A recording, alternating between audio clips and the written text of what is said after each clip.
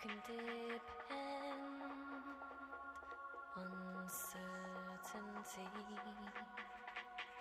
Count it out and weigh it up again. You can be sure you've reached the end, and still you don't feel. Do you know you're beautiful? Do you know you're beautiful? Do you know you're beautiful?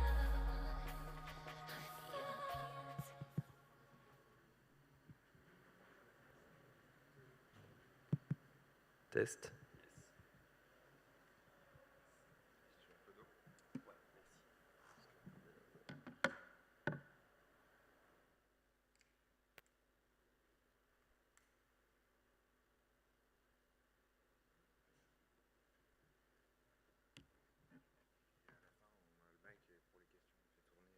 Ok, super, ça marche.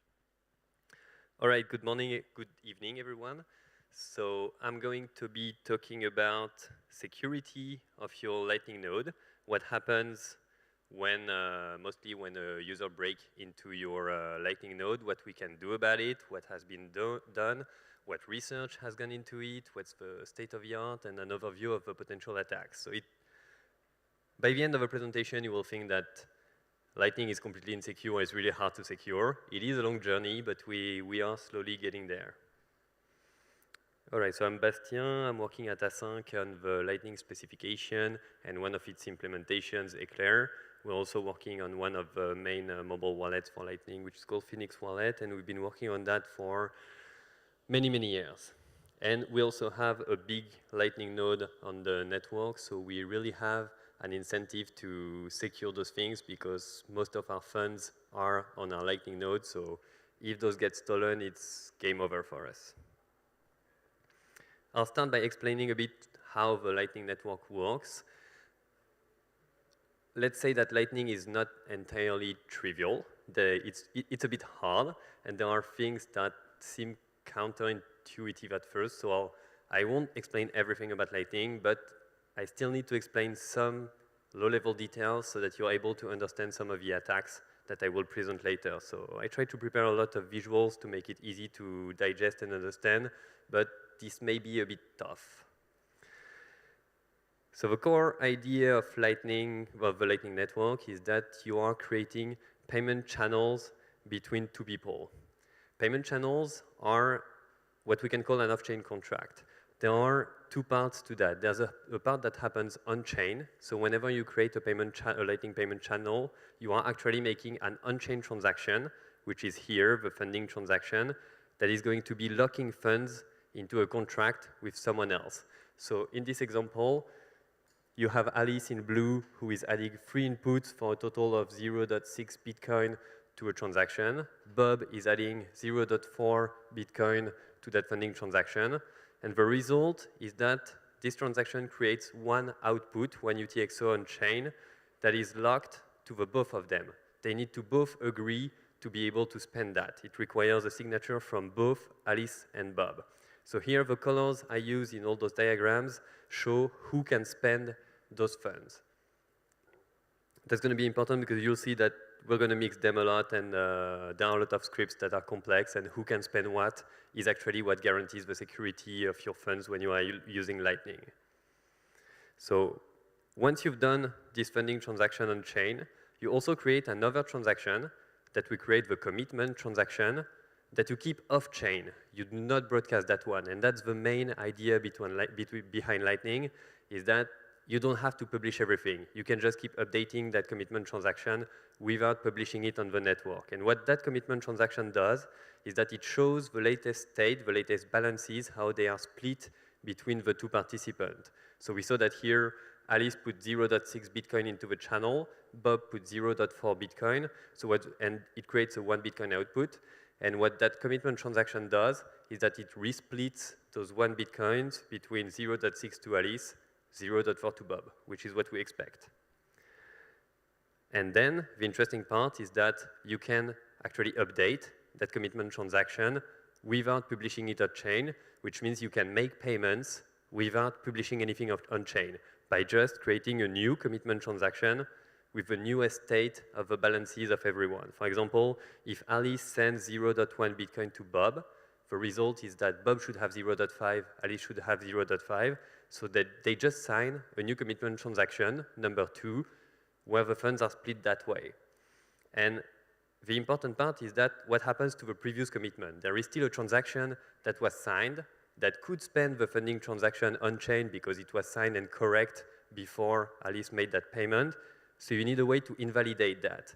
And we do that with magic Bitcoin crypt and by just revealing a secret. Whenever we sign the commitment transaction number 2, we also reveal a secret that lets the other party spend our funds in commitment transaction 1. So that's what I'm showing here. By the time we have signed commitment transaction 2, in commitment transaction 1, the 0.4 Bitcoin that belonged to Bob can still be spent by Bob, but the 0.6 Bitcoin that belonged to Alice can now also be spent by Bob because he has learned a secret that Alice revealed to invalidate that state. So if Alice ever tries to cheat and broadcast an older commitment transaction, when Bob sees that on-chain, he's able to claim those funds and punish Alice for trying to cheat.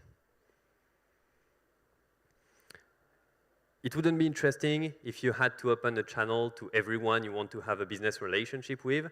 So the real interesting part of Lightning is that you can connect these channels into a network, into a peer-to-peer graph. That lets you do multi-hop payments, where if you think of it just as a graph of connecting edges, whenever you are able to find a path to your destination, you are able to pay that person. So for example, here, if Alice is connected to Bob and a few other people, Bob is connected to Carol, and Carol is connected to Dave, Alice is able to pay Dave by going through Bob and Carol, and she's able to do that trustlessly. And we'll see how that works, because that is important. There's also an incentive for those nodes to relay those payments, because they're not doing it for free. They're not running a server for free and putting Bitcoin liquidity for free. They earn a small fee for relaying the payments. So how do those multi-hop payments work? Here, what I'm showing, each line between, I have a pointer, each line between Alice and Bob here shows the channel, and the balances are shown with those small orange circles. So here, Alice has 0.3 Bitcoin, and Bob has 0.1 Bitcoin. So they have a commitment transaction that reflects that the funds are split that way. 0.3 go back to Alice, 0.1 go back to Bob. Bob has a channel with Carol, where Bob has 0.2 Bitcoin, and Carol has 0.1. So Bob and Carol have a commitment transaction for that channel that split the funds that way, 0.2 to Bob, 0.1 to Carol. So whenever you want to make a payment, what happens is that Alice wants to pay Carol. She's first going to move the 0.1 Bitcoin to Bob. But she's not actually giving them directly to Bob, because otherwise Bob would just take the funds and never send anything back to Carol. Instead, those 0.1 Bitcoin are removed from Alice's output. It went from 0.3 to 0.2, and they are added to a new output that is temporary. That means that the payment is pending, and that output can be spent by a lot of different script paths that we're not going to go into details, but depending on whether the payment succeeds, fails, or is stuck, Alice or Bob, depending on the time, will be able to claim that payment. So at that point, Alice has added what we call an HTLC, a hash time lock contract, to her channel with Bob. Now Bob just does the same with Carol. So it does the same thing, forwards 0.1 Bitcoin, takes it from his own output, decreases his own output by 0.1 Bitcoin in the new commitment transaction for that channel, and creates a new output for that amount. When that reaches Carol, Carol is the final destination of a payment, but if it was going further downstream, for example, to Dave or Eve, Carol would do exactly the same thing, recursively forward the payment. But now it reaches Carol, who is the final recipient. So Carol can now say, okay, I'm accepting that payment. So now we sign a new version of the commitment transaction where we just removed the 0.1 that was before and we move it to Carol's output. And in exchange for that, Carol is revealing a secret to Bob so that Bob can just iteratively do the same thing on his own channel. Send that secret to Alice, remove the 0.1 Bitcoin that was pending in an HTLC output, and move it to his own balance. So what you're seeing here is that every time we do that, that means we have to sign the commitment transactions. We have to sign the new states for the channel, and every time we relay a payment, we effectively sign new state twice per channel. So if you are a relaying node earning a small amount of fees every time you relay a payment, that's something you want to do a lot. You want to relay a lot of payments because otherwise you're not earning any money. So that means you are constantly signing a new commitment state. And signing states means you need to have access to your cryptographic keys. So this is effectively a hot wallet, and you really have those, to be able to make those signatures very fast and make sure that you have access to your keys. So this is something you've always been told to avoid. We tell you when you're using Bitcoin, put them in a cold storage, make sure that it is protected, that it's never online. The security model for Lightning is hard because the Lightning node actually has to be online and has to keep its keys online. So this is much more dangerous.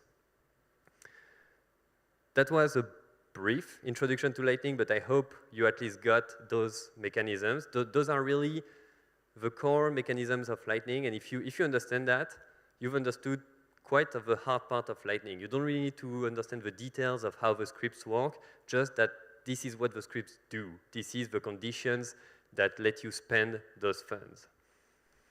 So now that you know how it works, we'll see how we can attack it. So first of all,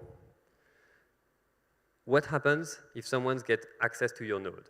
First of all, who could be that someone? What is your node? Your node is basically just a server that you are running somewhere. It could be a Raspberry Pi at home. It could be a server at home. It could even be your desktop computer at home or your laptop that you keep online all the time or most of the time. It could be a server in the cloud. It could be a server on-premise in your data center, which means that there's always, it is a physical device that some people have access to.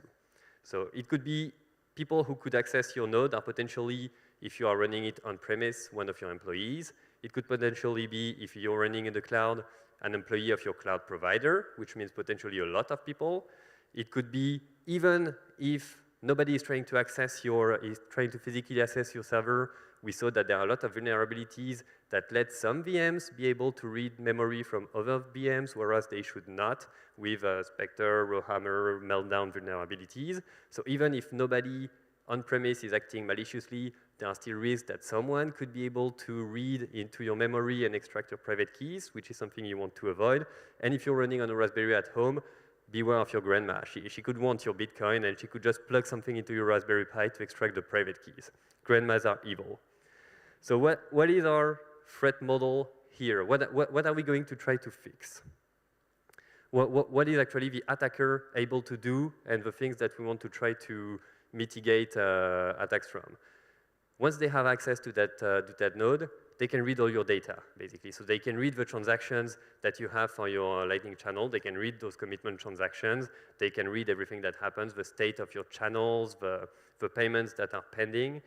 They can do everything a node operator could do, which means they could call the RPCs, the procedure calls that are exposed by your node that let you initiate payments, send payments on-chain, do a lot of things depending on the implementation and what you restricted or not. They can obtain the transaction signing keys in that very simple model where we said that we're just using signing keys that are potentially derived from a seed that is just a file on your machine. If they get that file, they are able to sign any transaction with your private keys. They can also, since they have access to the machine, they could also filter any message that comes in and comes out, which is really an issue as well. We'll see why.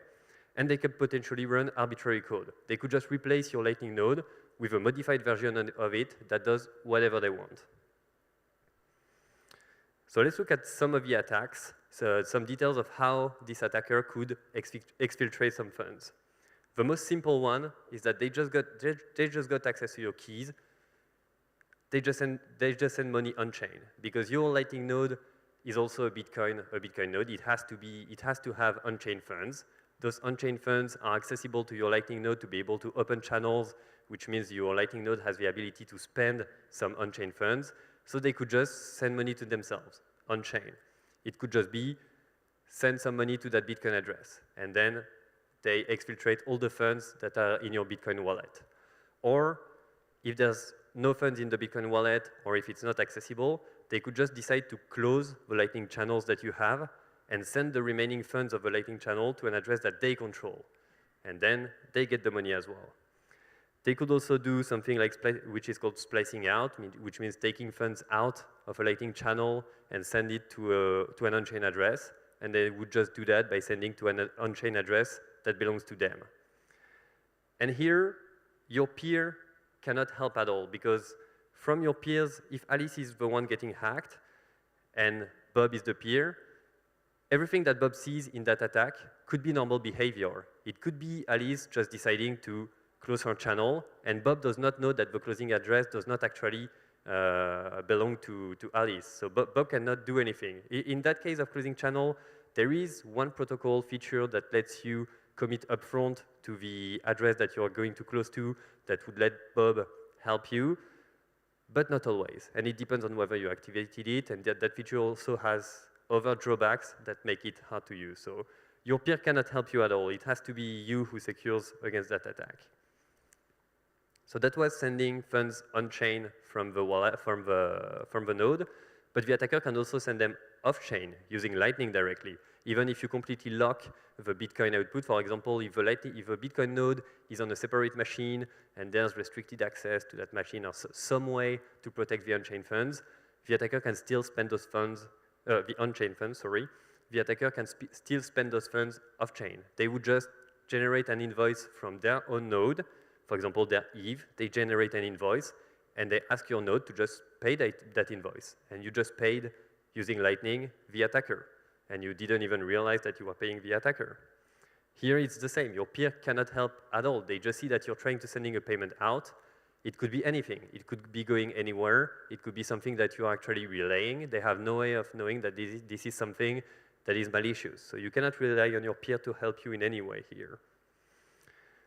A more nasty attack is that the attacker could also just broadcast revoked states. Because as we saw before, if you broadcast some revoked state, the other guy in the channel is able to claim all that money. Because this is, from their point of view, this is a cheating attempt. It looks like you are trying to cheat by broadcasting an old state. For example, here we have updated the commitment transaction n times. So we have revoked everything before. At the beginning, we had Alice had 0.6 Bitcoin, Bob had 0.4. We are now at a state where Alice has 0.8 Bitcoin. But if we broadcast commitment transaction 1, Bob is going to be able to claim 0.4, and Bob is also going to be able to claim 0.6. So Alice doesn't have anything left and lost all her money. So in that attack, the attacker is most likely either your peer or colluding with your peer, because the one who can get those funds is your peer. But you cannot prove it. And from your peer's point of view, it looks like you were the one trying to cheat by broadcasting an old transaction. So they can say, oh, I'm just defending myself. You try to cheat, you broadcast an old state, I'm just defending myself. I'm not the one who hacked you. I don't know why you tried to broadcast some old state. It's your fault. Another attack that is not as severe but can still cost you a lot is that even if the attacker is not able to do all those things, they still can grief you a lot by broadcasting all the latest commitment transaction. So in that case, they are not broadcasting obsolete state. What they are broadcasting is actually the balance. You get back the balance you had in Lightning channels. But the thing is, making on-chain transactions costs miner fees. You have to pay the miners to do that. So if you have a lot of channels and they broadcast all the commitment transactions, that means that you are paying a lot of on-chain fees to the miners to have those commitment transactions confirmed. And the issue is, I didn't detail that, but whenever so that you don't have an incentive to broadcast those commitment transactions, whenever you do, you can only get your funds back after a delay. So once those commitment transactions are confirmed, you need to wait potentially for 1 week before you can really get the funds back and resume your Lightning activity and reopen new channels. And during that time, your funds are just locked somewhere in Bitcoin scripts, we're using a CLTV. you don't have access to it. You're going to get access to it back in a week. But for a week, your Lightning node is offline, doesn't have any channel. All your peers will think that you are a bad peer and won't want to have new channels with you because you just disappeared on them for a week. And your funds are locked, which is an issue. And they can do a lot of variance with that because this commitment transaction, as we saw, whenever there's a pending payment, we add a new output to that transaction. And each new output makes the transaction bigger, so it forces you to pay more on-chain fees. So the attacker can do that when you have a lot of HTLCs pending, so big transactions that cost a lot of fees. And the main issue is that those HTLCs, you also need each of those outputs to claim them on-chain to get your funds back. So you end up publishing a lot of transactions, paying a lot of on-chain fees just to be able to get back your funds, which is really annoying. Then there's really an entirely other class of attack where the attacker filters incoming and outgoing message. For example, if the attacker colludes with your peer or is your peer and broadcasts a revoked commitment that is better for them, or they had all the money, whereas they actually, since then, sent some money to you, you need to react to that to punish them and publish a transaction. But what if you don't get that notification? What if the attacker just filtered that message and your node doesn't even know that there's a revoked commitment that was published? After some point, the attacker will just get away with it and be able to claim those funds. So not being able to see data from the blockchain is a risk that can be exploited. And you can lose up to your entire channel balance for that. And the variation of that is that instead of filtering your view of the blockchain, you could see that someone published a revoked commitment transaction. You try to publish a transaction to correct that state and penalize them, but what if the attacker just blocks that outgoing transaction? You think you have published it because you just called an API on your Bitcoin node to say, publish transaction. You think it's okay, but it never appears in the mempool. And you don't know why, but your transaction never appears, never confirms.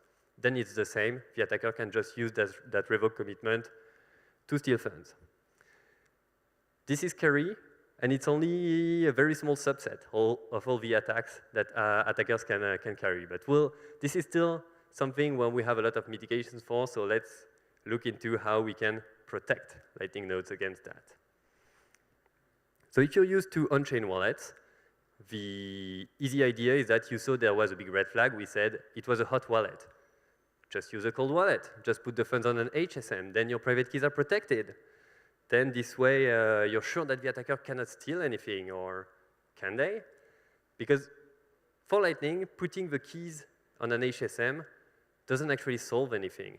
Because the HSM is just, it's true that it prevents an attacker from extracting the keys, but during normal operation, the Lightning node is asking the HSM to sign some state, and the HSM just signs it. So if the attacker tells them to sign some state that is revoked, the HSM will just sign it.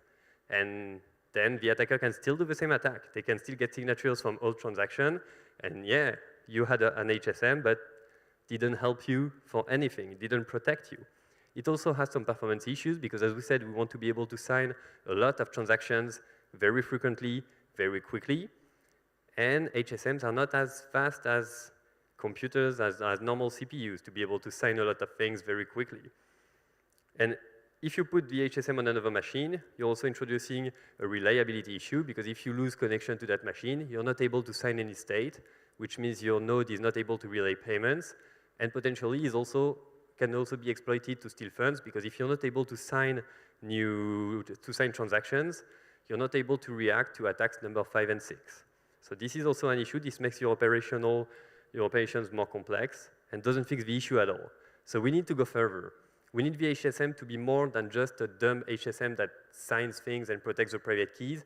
We need the HSM to have policies, to be able to know that when we ask the HSM to sign something, they know that this is something that they really should sign, that this is okay to sign that this is really the latest state, that this is not an attacker trying to exfiltrate the funds. But this is hard because putting the right policies in place into that HSM means the HSM needs to be aware of all your Lightning state, to be sure that they're never signing a commitment that is actually revoked. So that you need to store the state of every channel. Whenever you are trying to forward a payment and you tell the HSM, please send that HTLC out, You need to show them that you before had at least the same amount coming in, because otherwise you'd be losing money. It could be the attacker trying to send funds out using Lightning. So you need to give them a proof that there was a matching incoming amount, which is state that you need to manage on the HSMs, and HSMs are hard. They're hard to program. They have limited memory. There are a lot of potential performance issues. So you end up implementing a lot of things, and there are cases where it's not even clear what policy would really protect you, because when you are a wallet provider and you have features like swaps, sometimes you just cannot show that there's an incoming amount that matches the outgoing amount that you're sending. So what should you implement to make sure that you protect yourself from attack? If you just rate limit the amount that could be going out, the attacker can still steal up to that rate limit. So this is not a perfect protection as well. So we started doing that 5 years ago at Async, working on those policies, on HSMs, playing with ledger devices, and implementing a lot of things inside ledger HSMs. But we realized at some point that we just ended up almost re-implementing all of our Lightning node in C inside an HSM. So we thought, what if we just take the whole Lightning node and we put it in an HSM without re-implementing everything? And that's what we did, and that's what we're doing with our node today, because we are using a feature that AWS provides, but other cloud providers are working on as well, which they call Nitro Enclaves, which is secure. Basically, looks like a VM for you. You program it exactly like a VM, and we were able to take our Lightning implementation eclair and just run it almost without any modification directly inside that enclave. But it's actually a highly constrained virtual machine. It doesn't have any persistent storage.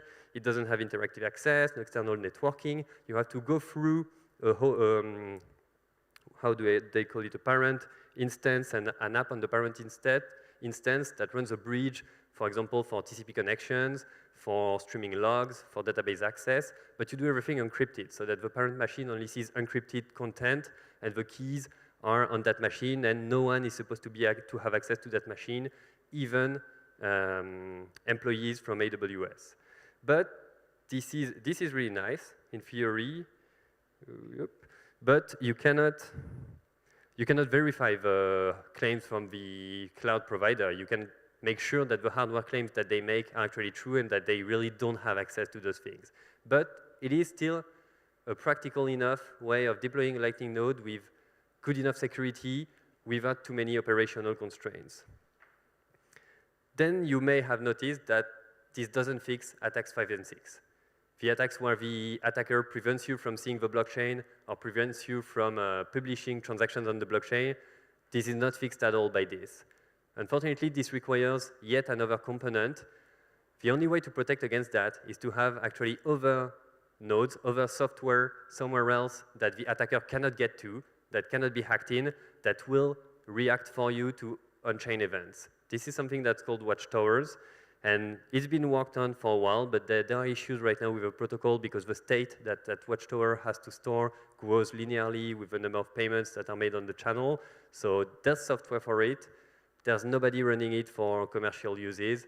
You could run it yourself for your own node, but it also adds one operational issue. And it really deserves a whole talk because this is an interesting subject, but there's a lot of things to say. So that is not covered by this talk. So what I want you to get away with is Lightning security is hard. We've gone through a long journey. We started by fixing all the easy issues, and there are a lot of those things that we are working on. There are a lot of those things that are already fixed. You should not be too frightened by everything I presented, because in practice, most of the use cases that you are using it from for a wallet, a lot of these attacks don't apply. If you are a small node, the cost for an attacker is still too high to actually try to exploit you. And a lot of those things are going to become available or at least easy to use for normal users. But that is something you need to take into account, and this is a long journey before we are able to actually say that Lightning nodes are secure. And just remember that computer security is never an on and off switch. There's no perfect computer security. It's always going to be a spectrum. You're going to be secure against a specific threat model or against a specific level of attacker. If someone has enough funds, enough motivation, whatever you do, there's still going to be a way to get in. But it really depends on what you are trying to protect from and how much money you have at stake. that's it. I'm not sure I have time for questions, but maybe, yeah, maybe one or two. Thank you.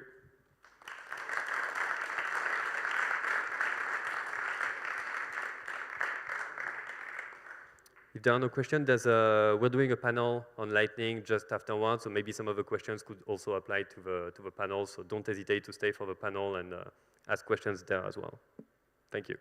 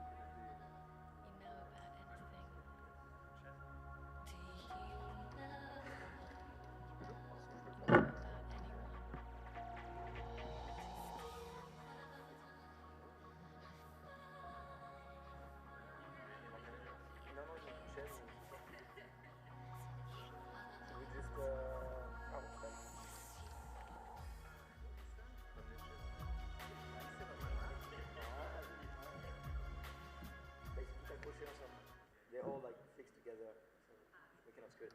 And we do meet, yeah, one mic, perfect. No, I will be fine. Okay, other part.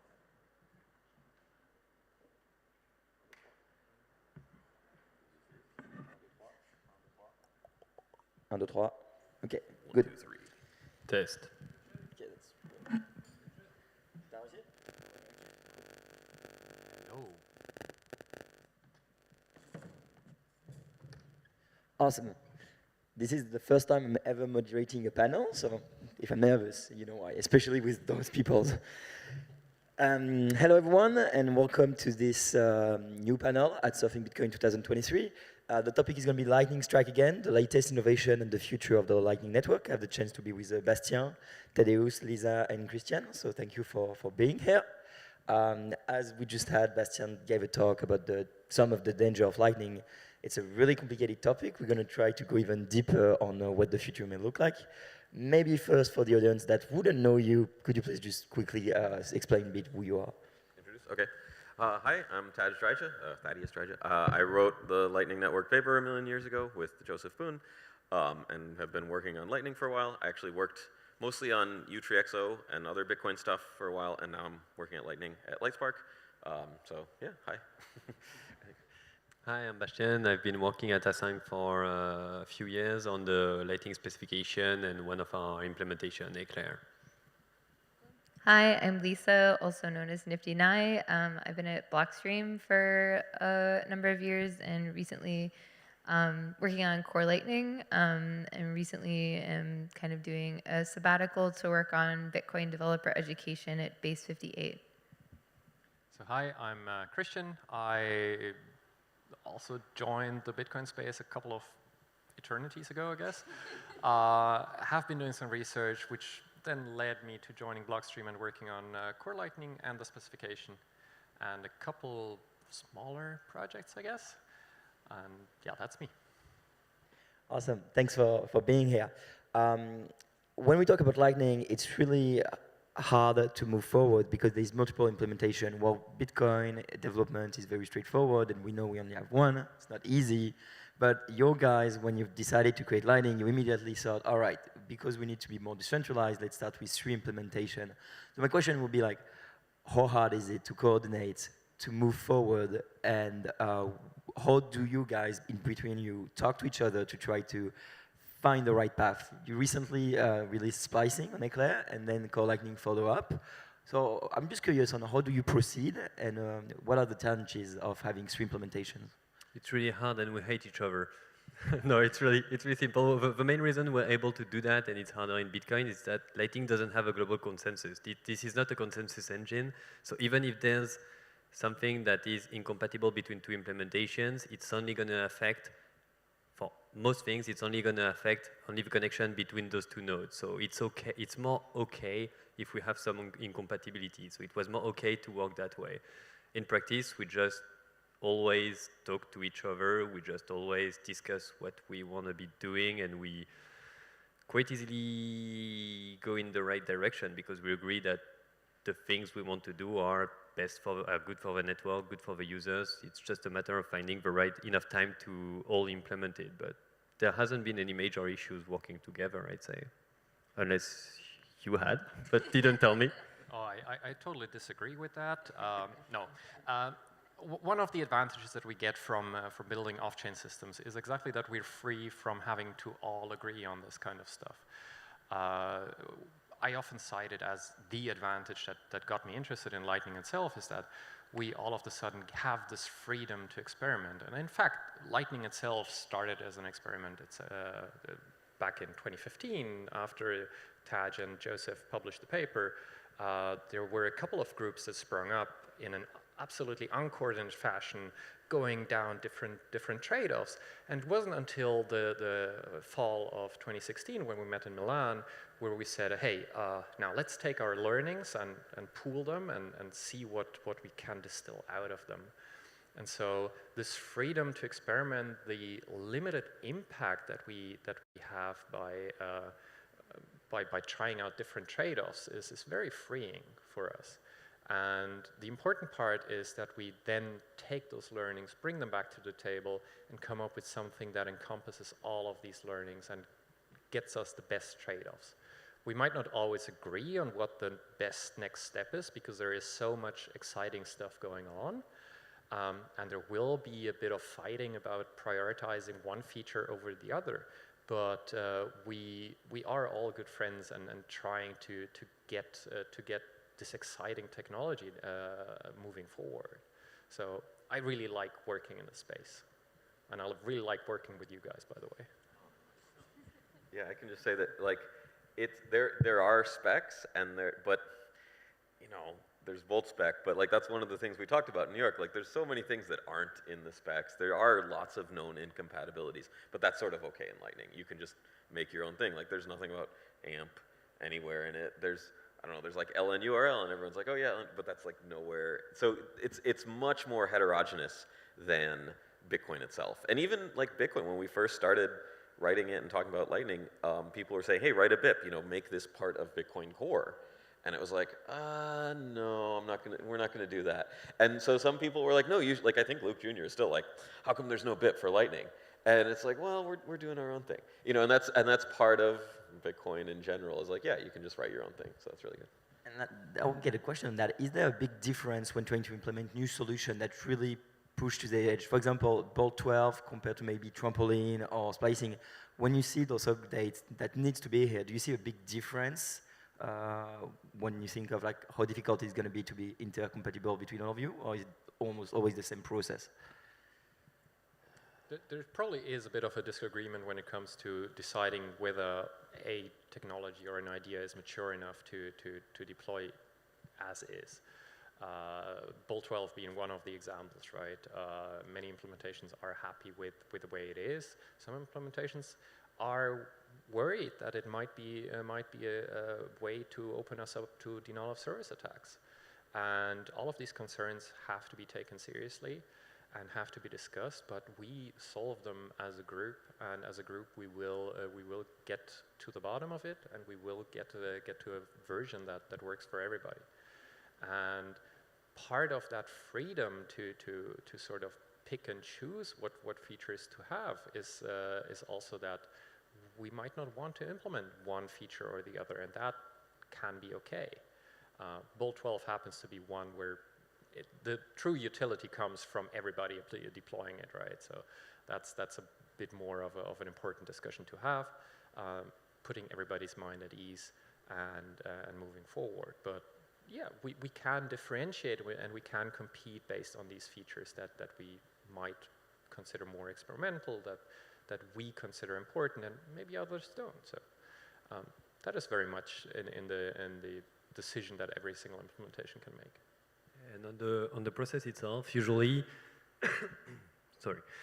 what we did, people make proposals to the specification, but before that can get merged, it has to have at least 2 independent implementations that implemented it. And we always learn a lot by doing that, Because if you do it yourself, at some point you are so into your own proposal that you don't see alternative ways of doing things, and someone else implementing the same thing, even if they start from your specification, they're going to come up with clever ways of improving it, making it more efficient. So we have that rule that in practice we only merge things to the specification once at least 2 implementations have implemented it. In the past it has mostly been once all implementations have implemented it, but right now we are working on features that are way too big and way too complex to wait for everyone to implement it, and we see that people have different priorities, and for example, just to name 2 big features that take a long time, splicing and Taproot. Lightning Labs and LDK are working mostly on Taproot, and it's good. They're working together, and we trust that the outcome of that will be a specification that we'll be mostly happy with, and we'll also give feedback on the high design even without implementing it. And Blockstream and us are working a lot on splicing and dual funding, and it's the same. We learned a lot of things by comparing the way we wanted to do it. It fed back into the specification, and at some point we're going to merge those, even though some other implementation has not started working on it, but it still has gone through a lot of review and a lot of implementation work, so it should be okay. And there has been a lot of time for people to at least look at the high-level design and make sure that there were no big red flags on it. Another big advantage of having multiple implementations essentially replicate the work based on the specification proposal is that we can ensure that there isn't any tribal knowledge that might not be expressed as part of specification. We can really make sure that if the specification as is contains all of the details necessary to re-implement the feature, and so that ensures that there isn't a slow drift away from this specification being authoritative and essentially having to reverse engineer another implementation, which is the case for Bitcoin Core. In 2011, I sat down and tried to document the Bitcoin Core protocol. Back then still Bitcoin. And I made the mistake of calling it the protocol specification for Bitcoin. And it turns out that no, you can't build an authoritative specification for the Bitcoin protocol that isn't the Bitcoin Core client, because that itself is such an intricate description of the protocol, you can't rebuild it in English language without missing some of the details, and hence why the specification for Lightning is such an important piece of engineering, is because that is authoritative. We can always point towards the specification and say, hey, look, you differ from what the text says, you should fix it. And differences in Bitcoin Core are deadly. Differences in Lightning are annoying, but expensive. Can be expensive. But they're not as deadly as a consensus fork would be for Bitcoin. And I think I have a question for Lisa, because we talked about that in El Salvador. I knew there were 4 implementations at the beginning, or at least it was kind of the idea, then 3 really took off. In El Salvador, you told me there's almost 5 implementation of Lightning working right now, so I'm curious to know, like, how many are there, and do you see that trends going up, and will we get more, or is 5 enough? Is 3 main implementation the right number? How did you thought about that, and did you thought there would be like this many people trying to recreate? I mean, I think it speaks to like how one decentralized the Lightning developer ecosystem is. You know, all those different implementations are mostly implemented in different platforms, so all in different languages, which is cool. They all kind of have different opinions about architecture, about how you interact with them, about kind of what sort of use case they're aiming to be useful for, right? So I think one of the best examples is, and why it's been really great having so many different implementations or voices in the room, especially when we're doing spec planning, is that some of the, so I think Eclair and the LDK team are 2 of the implementation projects that are really focused on the mobile use case, right? So when they come to spec meetings, they're bringing this opinion of like, hey, if you're trying to get Lightning working on a mobile phone, these are the problems that we need to be dealing with at the spec level, right? And so by having all of these different implementations that are all kind of building for different, I would say, sorts of feature profiles, right, of how they think that Lightning is going to get deployed in their particular use case. I think that's been super useful. Also, one thing that I think having all these implementations, like, so you can kind of like, okay, one, it makes Lightning way more decentralized, right? Because that means that now you have like a bunch of small tech teams that all have deep, intricate knowledge of how Lightning works at the protocol layer. All of these tech teams, whenever you have people working on a project, that also means you need money to pay people to continue working on those projects, right?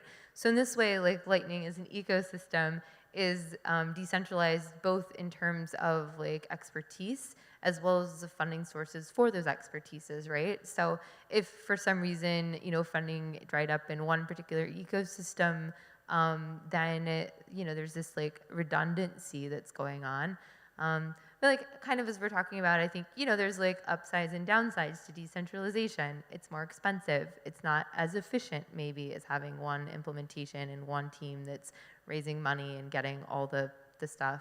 As new features roll out, like Bastian was saying, Taproot is going to go live probably in 2 of the implementations before the others. Splicing has been shipped at this point in 2 implementations. The other 2 will probably be a little bit time coming, right? Or for however many. So there's like, one of the problems or like features you could say of being decentralized is that the feature is like already here. It's just unevenly distributed. So like depending on which Lightning implementation you're using might impact what features you have available today versus what you might have a year or 2 from now. I will say I feel like this year has been one of the most exciting years for Lightning on a spec level in terms of finally getting things shipped into users' hands. I've been working on what is like now part of the splicing protocol since 2018, really. So the fact that splicing went live on the Phoenix wallet app this year is incredible because now people can actually like touch that. Like people can touch it, right? Like they can see like a new Lightning feature that like was never before possible, and now you can do it. You get like a unified balance. I mean, really, you get like a unified balance wallet on Lightning is finally like available and accessible, and all you have to do is download the Phoenix wallet app on. I know it was Android. I don't know if you guys launched your iOS app. So it's up on. All right. So it's. You don't have it? A little clearly not quite in the future yet. With everyone else, but so I think it is frustrating and complicated, and doing things in a decentralized way is super messy. But it is fun when things do finally come out, right? Because it's when you finally do get things out to people and launch them, it usually means that there's just a lot more work has gone behind it, and I don't know. I feel like it's almost more meaningful when we ship things on Lightning because of that. But. Yeah, it takes time, it's frustrating, it's slow, it's deliberately so. And when stuff ships, the excitement is all the bigger. Yeah, it's true. And this year is really exciting because there are a lot of pull requests to the specification that are 3 years old, 4 years old, and are finally getting integrated, which is a big deal. So it's really nice to see that all those years we're still for something. It ended up getting there. Even though it takes time and you have to be really patient and you have to stick around and keep advocating for it, if it's something that is useful for the network and for users, we eventually get there. So stick around.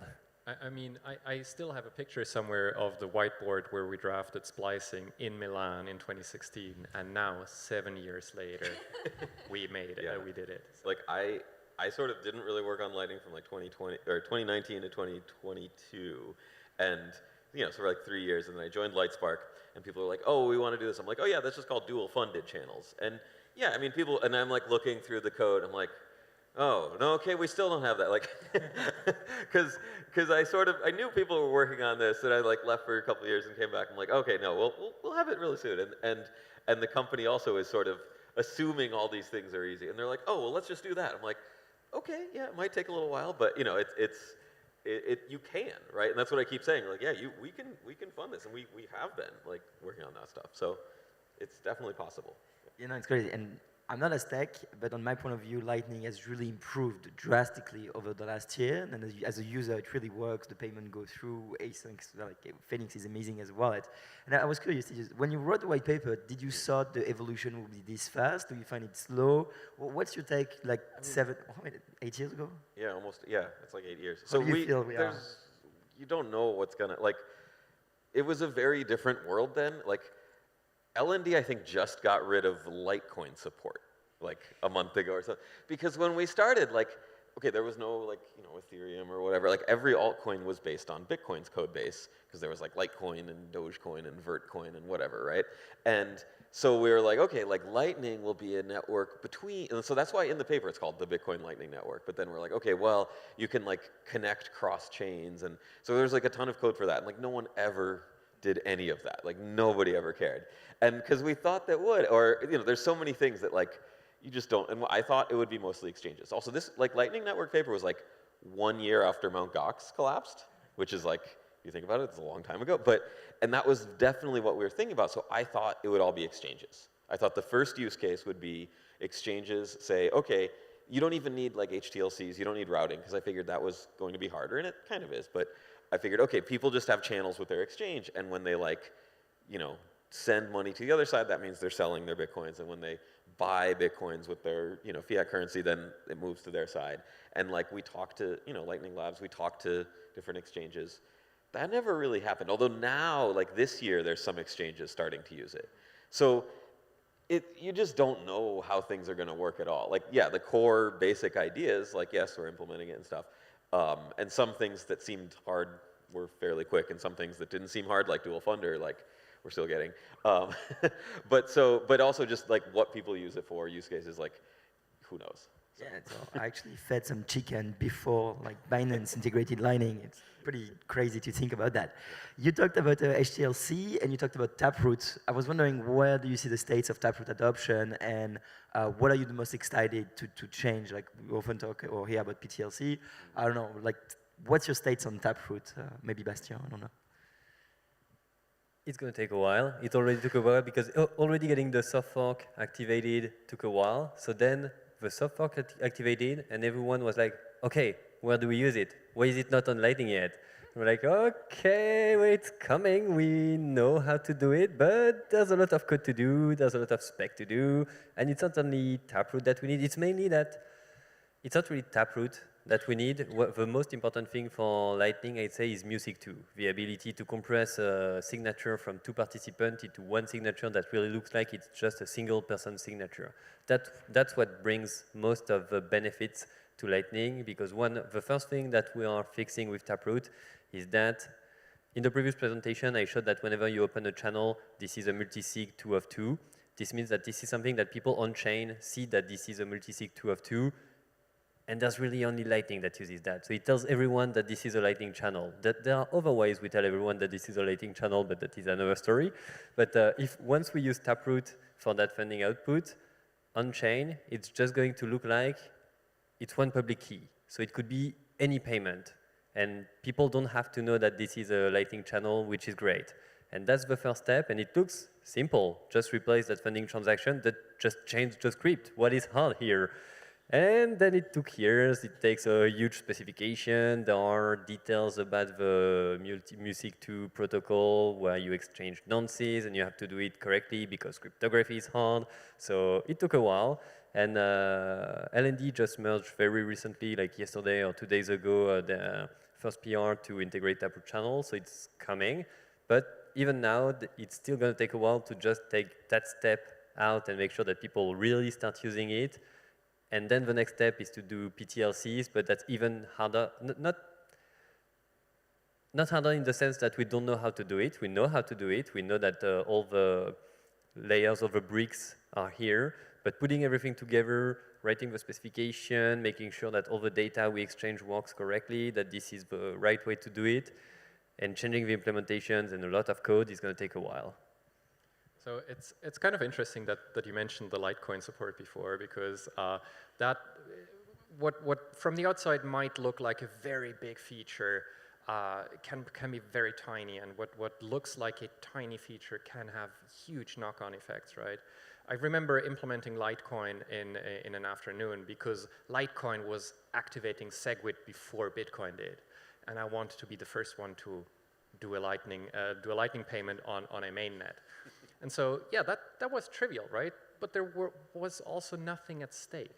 There was nothing at stake. The Lightning Network was me and my virtual machine in San Francisco. So that is something that gets often forgotten in these discussions is that we are very much aware about how much is at stake, what kinds of funds are already in the Lightning Network, and it's scary to perform an upgrade. It's scary to be the one to push out code that might have a bug in it. And so it necessarily slowed down, and the complexity of the features increased, so we're now doubly slowing down. But that has two positive effects here, right?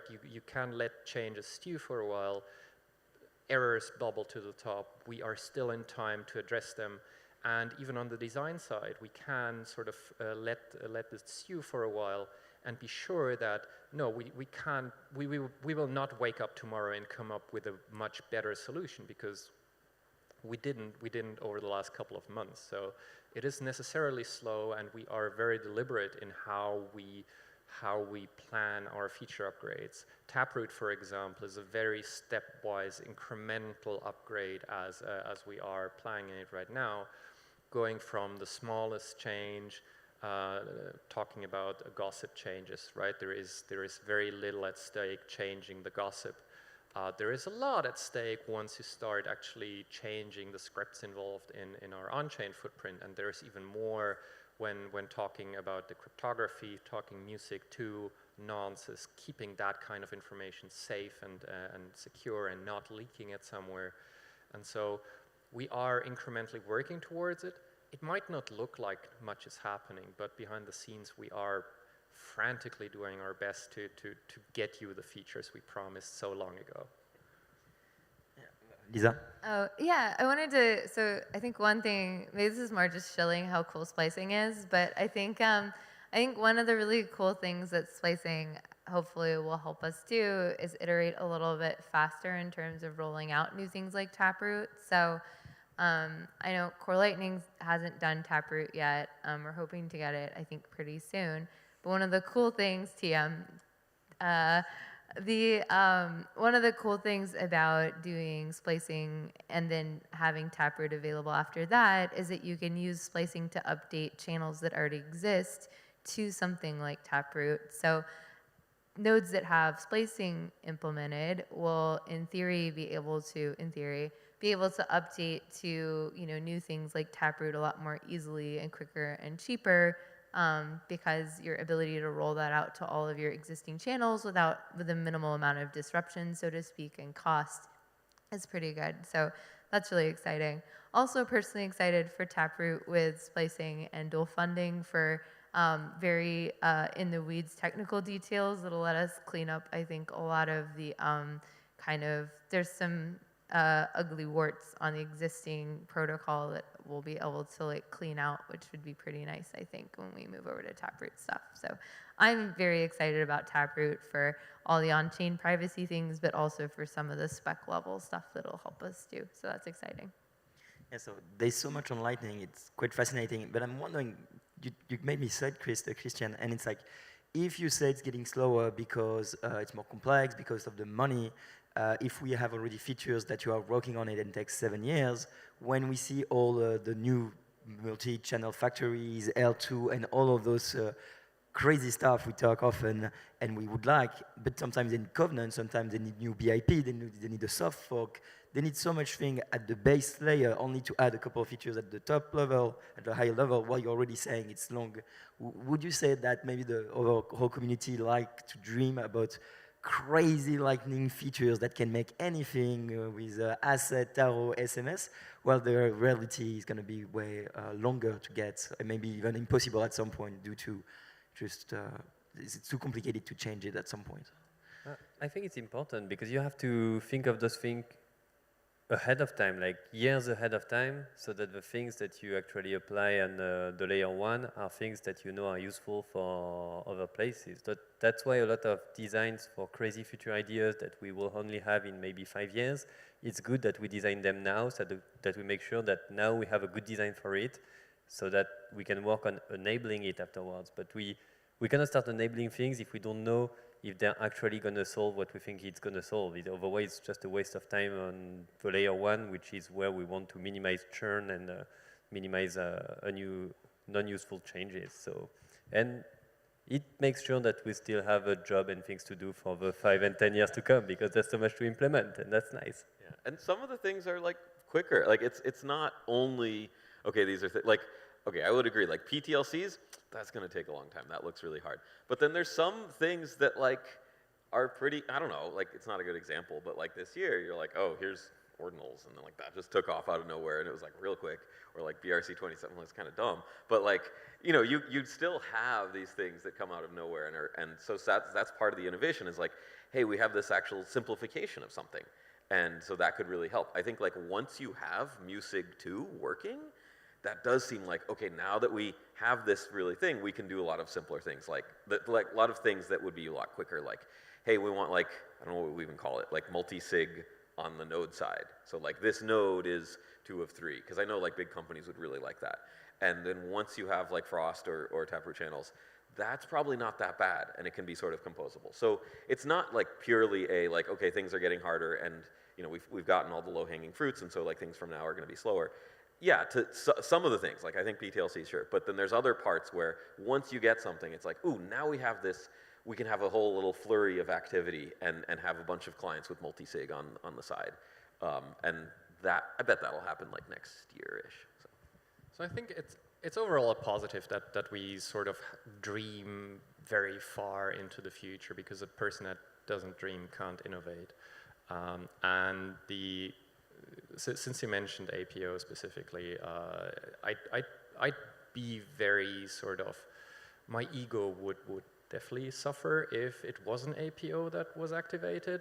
But beyond that, I think the discussion about trade-offs of different variants of how to get that functionality is very, very good for us, because that's how we innovate, that's how we ensure that the best solution wins in the end, and that we end up with a solution that works for everybody. There is no point in rushing these things, and from seeing it both from the proposer side as well as the developer side, I don't want to push my personal preferences onto somebody else, because that's how you get pushback, right? That's how you essentially ensure that it's never going to happen. And I'm kind of sad that the entire discussion about CTV, for example, went the way it did, because of the pressure that was being put onto developers from the community. It's okay to discuss upsides and downsides, and we're here to discuss honestly about the flaws as well as what it enables. But don't rush the process. It's very important to have that time for ideas to stew and to optimize. And I see it as a proposer of a BIP. It is very frustrating, right? I wrote the no input BIP based on Taj's ideas from what, 3-4 years before I even wrote it up. And it still is actively being discussed, but it is being actively discussed. That's what we need. Don't rush to solutions.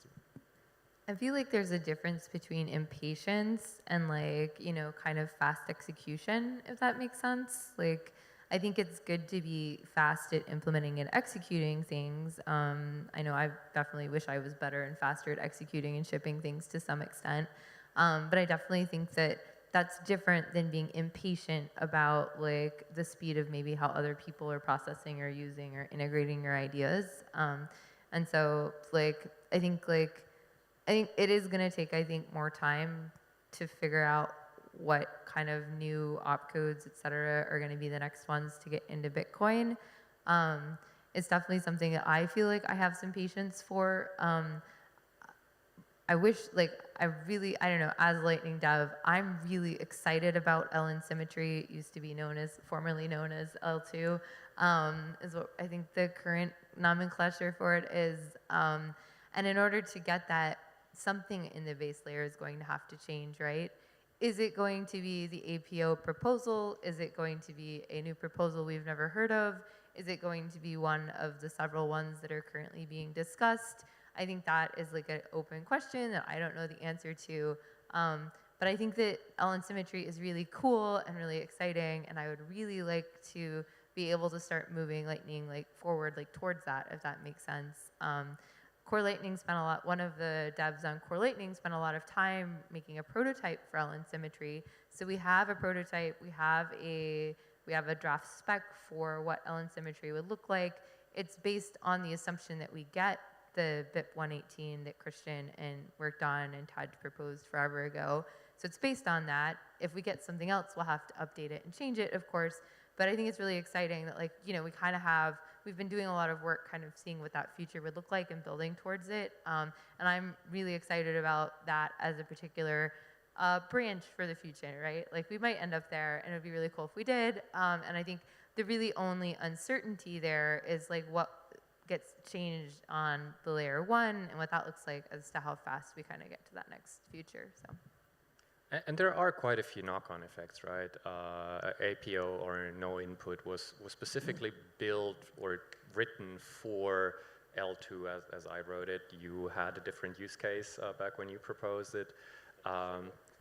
Did you thought of all those use cases when you designed it? And what's your take on people that say, yeah, well, let's recreate internet on top of Lightning, let's just do it? I did. So one of the things we did talk about at the very beginning was yeah, there's going to be we already have this messaging network. Chat, should we put, and so when I first worked on it, I had a command called say, and it would just send a text message to one of the nodes, and no one's really using that yet. They're sort of using Nostr or something. Sphinx, I think. Yeah, back then used to do but that. Key send. Key send, yeah. So but that does feel sort of inevitable that as this becomes successful, people will start talking to each other with it because it's there. You can't really prevent it. And that I think is okay. It's if you're going to, because I know remember BitMessage? There was a on-chain messaging app where it's you just put op returns and that's it. All the messages go on chain. It was crazy. And so now it's okay, well, if it's in Lightning and you have a pretty short route to someone, you want to talk to them, whether that's integrated into the Lightning client itself, or it's something like Nostr that then builds in Lightning. It does seem sort of that's an inevitable match that will happen, and it's just who builds it, how do they build it, and stuff like that. And yeah, that's cool, and that was one of the things in the beginning, but it was sort of I think at Hong Kong we were okay, yeah, that will happen, but we're not working on that right now. First we're working on the actual payment stuff. So I think it's very hard to have a complete view of what's going to happen with your invention, right?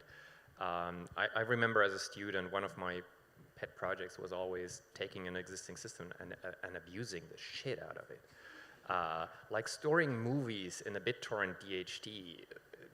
Who comes up with this stuff, right? And as a developer of such a system, as a designer of such a system, you have to ensure that things don't go too wrong, and especially when it comes to sort of using Lightning as a message transport layer. There were proposals like streaming movies over Lightning, and there we sort of have to ensure that people don't suddenly wake up to a huge bill the next morning because they ran their Lightning node over a mobile phone connection and they didn't sign up for you to essentially stream a movie through their node. And so that's where sort of our protective senses kick in, and where we want to ensure that, hey, if you join the Lightning network, you had a set of ideas of what that might entail. And those expectations, we don't want to break those expectations. And so we ask of users of the Lightning network, but also of Bitcoin in general, to be respectful of the people that are putting resources towards enabling these systems, right? The same goes for ordinals. The Bitcoin network wasn't built for ordinals. It's not like we can do anything about ordinals, but it is robust enough that we can sort of move through it. And that's good design, right? Being able to react to unforeseen behaviors that might be completely nonsensical to you, but might be totally sensible for other people, right? And who are we to decide that something isn't worthwhile? But we can design our systems in such a way to steer people towards being respectful of resources from other people. And that's exactly what we try to do with Lightning in many cases, and what we do with Bitcoin already in many cases.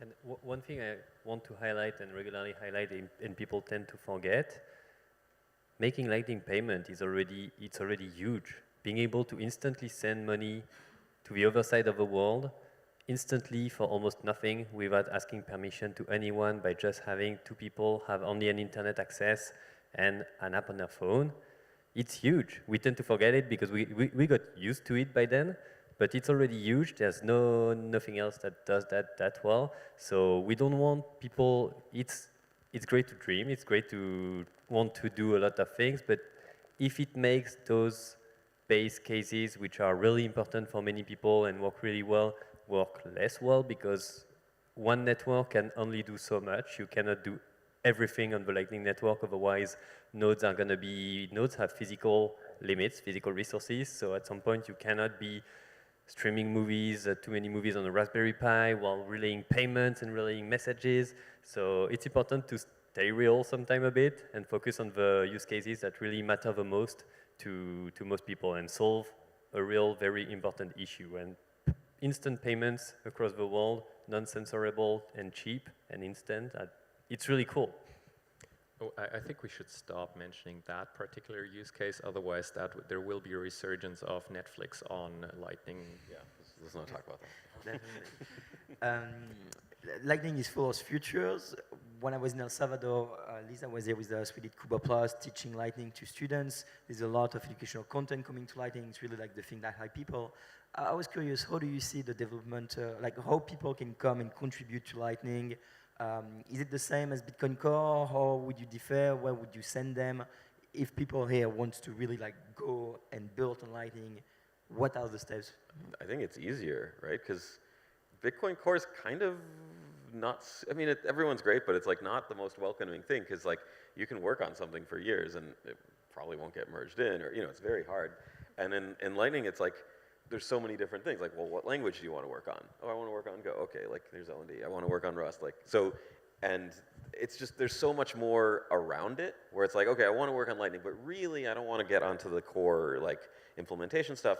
I want to make like a UI that plugs into CLN or something. Like, you know, so there's just a lot more random sort of drive-by contributions on GitHub as well. So people can do that, or like I want some little feature or some little thing. There's a lot more surface area for that kind of stuff than something in Bitcoin Core, where in Bitcoin Core, like people are going to look much more carefully. But if it's some small thing around Lightning, it's much easier to get in. Working on the Lightning protocol is hard. You have to understand Bitcoin and then Lightning, so this takes a lot of effort. And Lisa is used to trying to help people learn about that, so.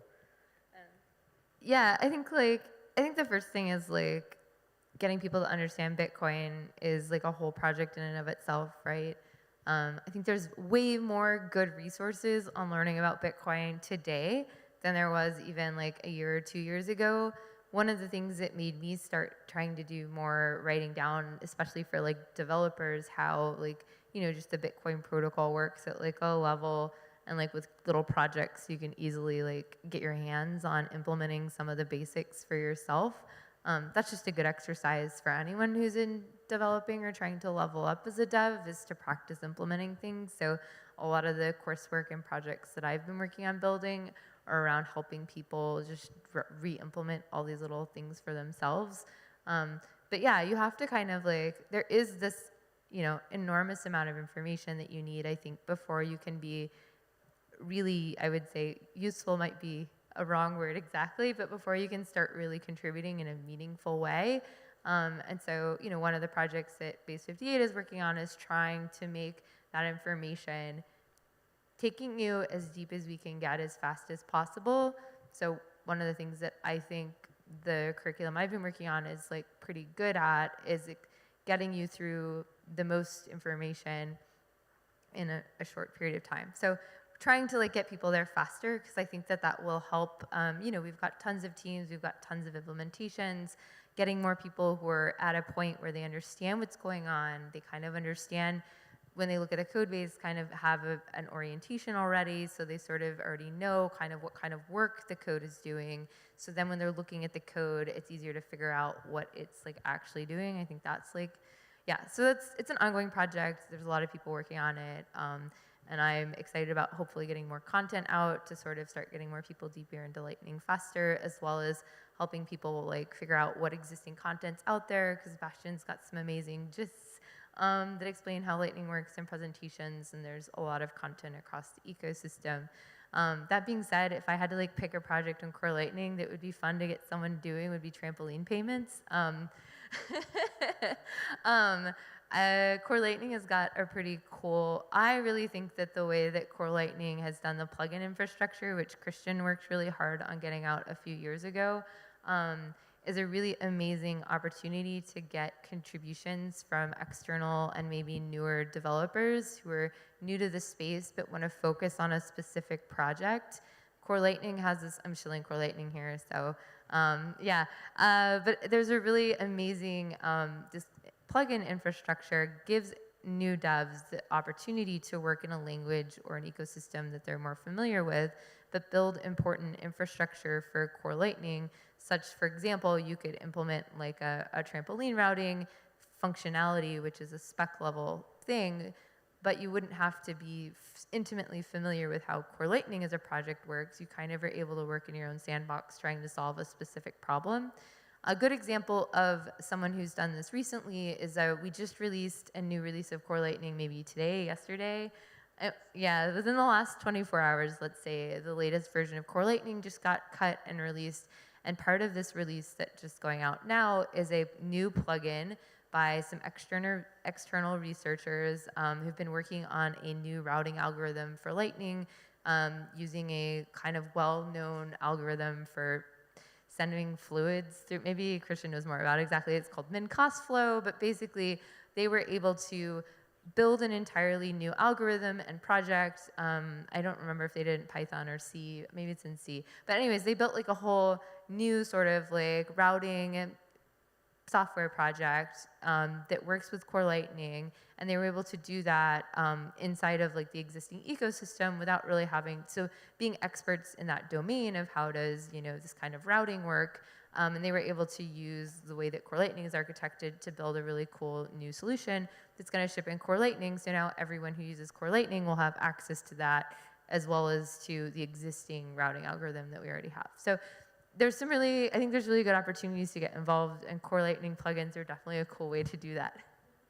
So that's actually quite an interesting story. The min cost flow comes from train logistics from the Second World War. If you wanted to delve deeper into that kind of niche.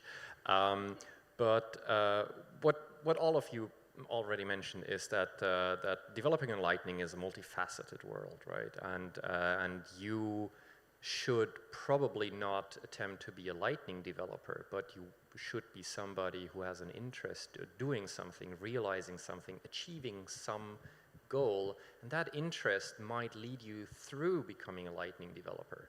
And you should always essentially have a goal in mind of what you want to achieve, and this interest, that will be the driver for to push you forward, to learn more, to delve deep into the specification, delve into the implementations, and eventually you will achieve your goal, and you'll look back and see, oh, I learned a lot, and now I can apply this knowledge to my next little project, be it as a result of your company trying to achieve something, or your little weekend project. Many of the things that I really appreciate started off as weekend projects because somebody found something interesting they wanted to try, and it didn't quite work with the implementations that existed. So now you go and read up and you look at what can I change, what do I need to change to get where I really want to go.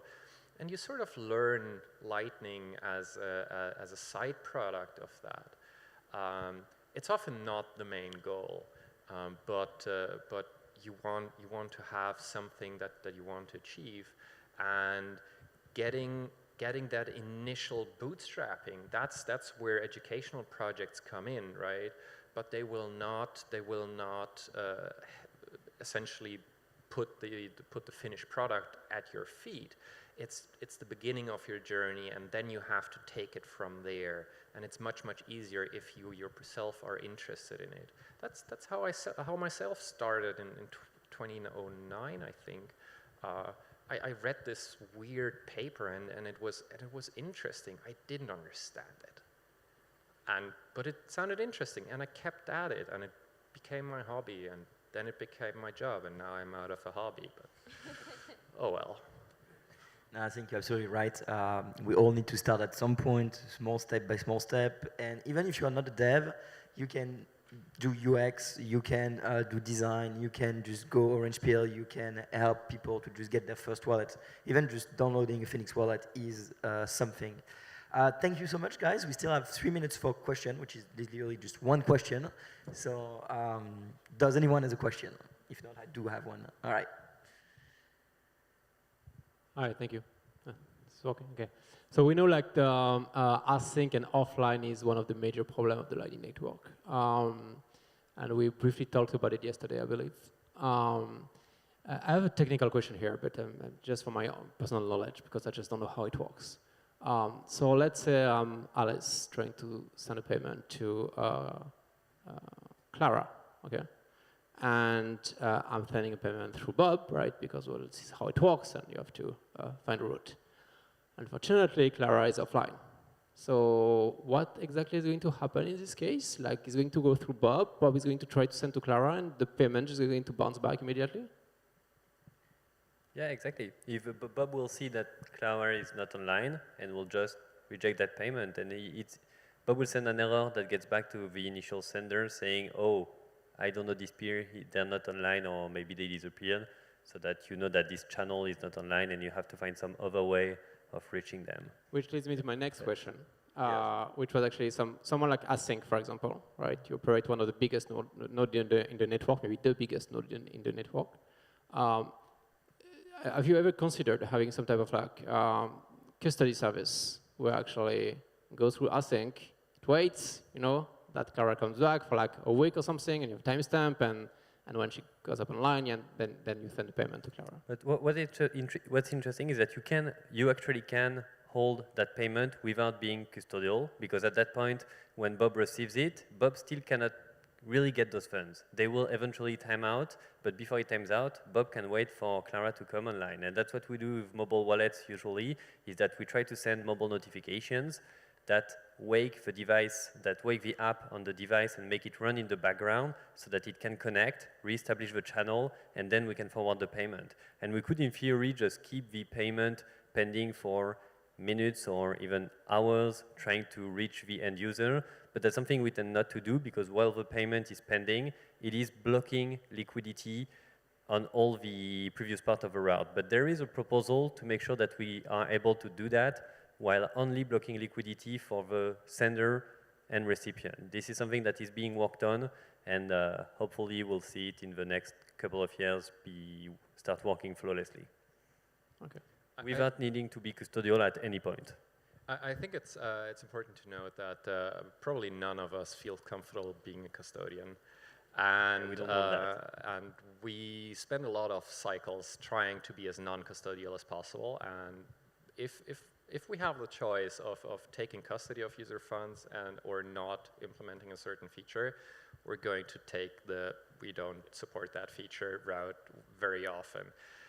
On a technical point of view, it's also way more interesting to come up with a clever solution that is non-custodial, because when you're a custodian, stuff is easy. That's boring, right? Yeah, so we'll work for like 4 years on something so that we don't have to hold anyone's keys for any time. So like, yeah, right? Yeah, that's having your own cows because you need milk in the coffee, right? Pretty much. Thank you for making that choice and sacrifice for all of us. I think it does help widely the Bitcoin community.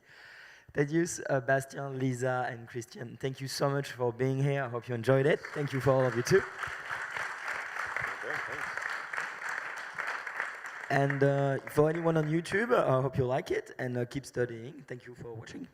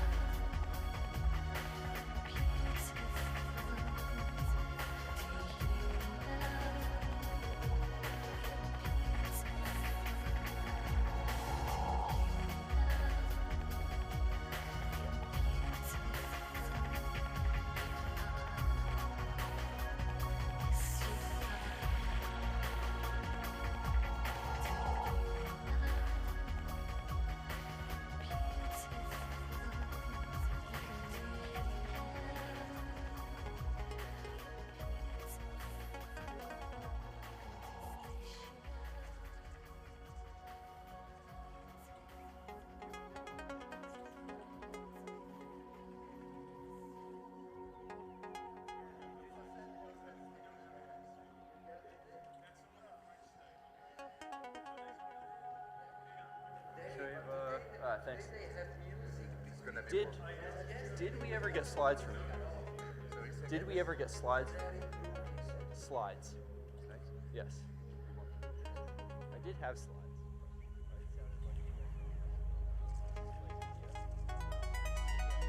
Yeah, I said it did, but yeah, it sounded like okay, we did get that. All right. Good. Okay. Well. You have update the slide the last time you have updated the slide. Well, it looks like they work, so. Yes, yeah, that's fine, yeah. All right, so I'm going to go talk to you about timestamping an election with Bitcoin. I will go say it looks like my slides are a little messed up, but whatever. Of course, the August 24th date is my fault. But so what I want to go talk about is, of course, what timestamping is. I also want to go talk about what it's useful for and where this kind of comes in, and also the process, like how on earth do you get involved with timestamping an election? And in this case, this was the recent Guatemalan elections. To be exact, there's 2 of them, and I'll get on some of the details of that later. But let's go start with the kind of simpler thing of, well, what the heck is a timestamp? And it's carbon dating for data. Now, I don't know how many people are archaeologists in this room, but I suspect enough of you have heard of carbon dating to know. Well, there you go. You've got the hat. Good old, well, you don't have the bullwhip, though. So, but yeah, carbon dating, the whole purpose of that is to say, hey, I have this artifact. I want to know how old it is. And carbon dating for things involves, carbon isotopes and all kinds of magic science. But the equivalent for data involves a whole bunch of other magic called Bitcoin. And basically what it's saying is, hey, I can go prove that this piece of data existed in the past. Now, I can't go prove necessarily when exactly that data was created, but I can at least say, hey, prior to this point in the time, it was created somewhere before that. You might ask, well, all right, well, why is this useful? Well, you guys might recognize that. So it's a time machine. And last I checked, the bad guys don't have one. In fact, no one has one. Kind of a pity, but certainly not the bad guys. And what's nice about this is, well, if you can go rule out when an attack could have happened, very frequently you can say, hey, this thing was created prior to when that attack happened, thus it's impossible. And there's a lot of examples where this is useful. Of course, an election is one of them, and I'll get to that later. But in Bitcoin Core itself, we actually use open timestamps to go in timestamp digital signatures on the source code, as well as on release artifacts like binaries. Well, why is this useful? Well, think about it. A digital signature is a private key and a public key. The private key is used to go and do some crypto magic and sign something. But if that private key gets stolen, leaked, whatever, you have no way of knowing if the signature is valid. But usually you can figure out roughly when that might have happened. And the timestamps that we now use on those digital signatures tell you, hang on a second, that digital signature is still valid because it was created a year ago, and we're pretty sure, Peter Rula's keys got stolen 6 months ago. Simple as that. It's a very useful thing to have. Bitcoin Core does it. LND is another example that does it. I think Wasabi is beginning to use it. I could be misremembering. Open timestamps itself, of course, does, but that's a whole other matter. But that's your use case. Well, now your second question is, well, how on earth does all this work? And you don't have to understand a lot of the details, but I want to give give you some impression of how it works. And open timestamps breaks up this process into what I call commitment operations. And importantly, a hash function is an example of commitment operation, but the idea is sort of more general. It's that it is a proof that some message existed prior to some other message. Right? And if you can chain those proofs, eventually you can go reach something where you're sure it was when it was created. Well, what's an example of commitment operation? Well, the simplest one is like append and prepend, right? Like if my operation is to say, hey, whatever the message is, put some fixed thing in front of it, well, the output of that operation, since it includes input, it's obviously proof that the input existed prior to the output. It's a very trivial proof, but it is still proof. And, you go do that and you get hello world. Pretty trivial stuff. And if that's all you could do with commitment operation, of course, none of this would be very useful. But the clever thing is hash functions. And as we all know, hash functions are used in Bitcoin. And what makes them interesting is that they have this input-output relationship where the input can be any size, and the output is kind of like a number chosen at random, but the number is always the same for the same input. And the important thing is that number is fixed size, but it's big enough that finding two inputs that map to the same output is completely infeasible. It's like trying to go win a lottery, but trying to go win all the lotteries simultaneously in all simultaneous parallel universes. It's a very big number. Like we know that there exist inputs to SHA-256 that collide. That has to be, right? The number of inputs exceeds the number of outputs. There must be collisions, yet humankind does not have access to enough energy to go find them. Because, 2 to the 256 is a very, very big number. And if, of course, you know a little bit more math, you might say, well, 2 to the 128 is also a very big number. But, that's kind of beyond what I think you need to know. The important thing is that's another example of commitment to operation. If I have a hash, and I know the message, that is proof that message existed prior to the hash. Well, how do you go and string all this together? Well, you use something called open timestamps. And that's supposed to be opentimestamps.org. I hear the conversion process from PDF to PowerPoint didn't go so well. But, you Google it, you'll find it. And what open timestamps is it's infrastructure to make all this usable in reality. It's all well and good to have commitment operations, but you want to type, OTS stamp, you want a proof, goes off to Bitcoin. Well, how does this all happen in the hood? Well, first of all, open timestamps is a centralized project. You're relying on a couple servers that promise to do timestamping for you, and they build Merkle trees of all this stuff, which, in practice means you get a whole string of commitment operations all the way to a Bitcoin block header. And Bitcoin block headers have a date in them. Technically, they have a time in them, but, how trustworthy is that time? That's a whole, I could give a 30-minute talk on that easily. But, roughly speaking, we'd certainly say they have a date on them. And open timestamps proves the relationship between your data and that date. So, back to the topic. Well, what the heck do you do when you timestamp an election? Well, let's go start from the bottom again, right? This is from, let's see, what's the date on that thing? 2023? I think this is from, yeah. So this is from the, 3 days ago by-election, or whatever the right term is for it, of this Guatemalan presidential election. And that is the ballot. Guatemala being a somewhat poor country with many illiterate people, it has the photos of who you're voting for on there. But, it's like any paper ballot system. It's a piece of paper. You go show up to a voting booth, you do your X on it or whatever, and you put it in the box. Pretty obvious stuff.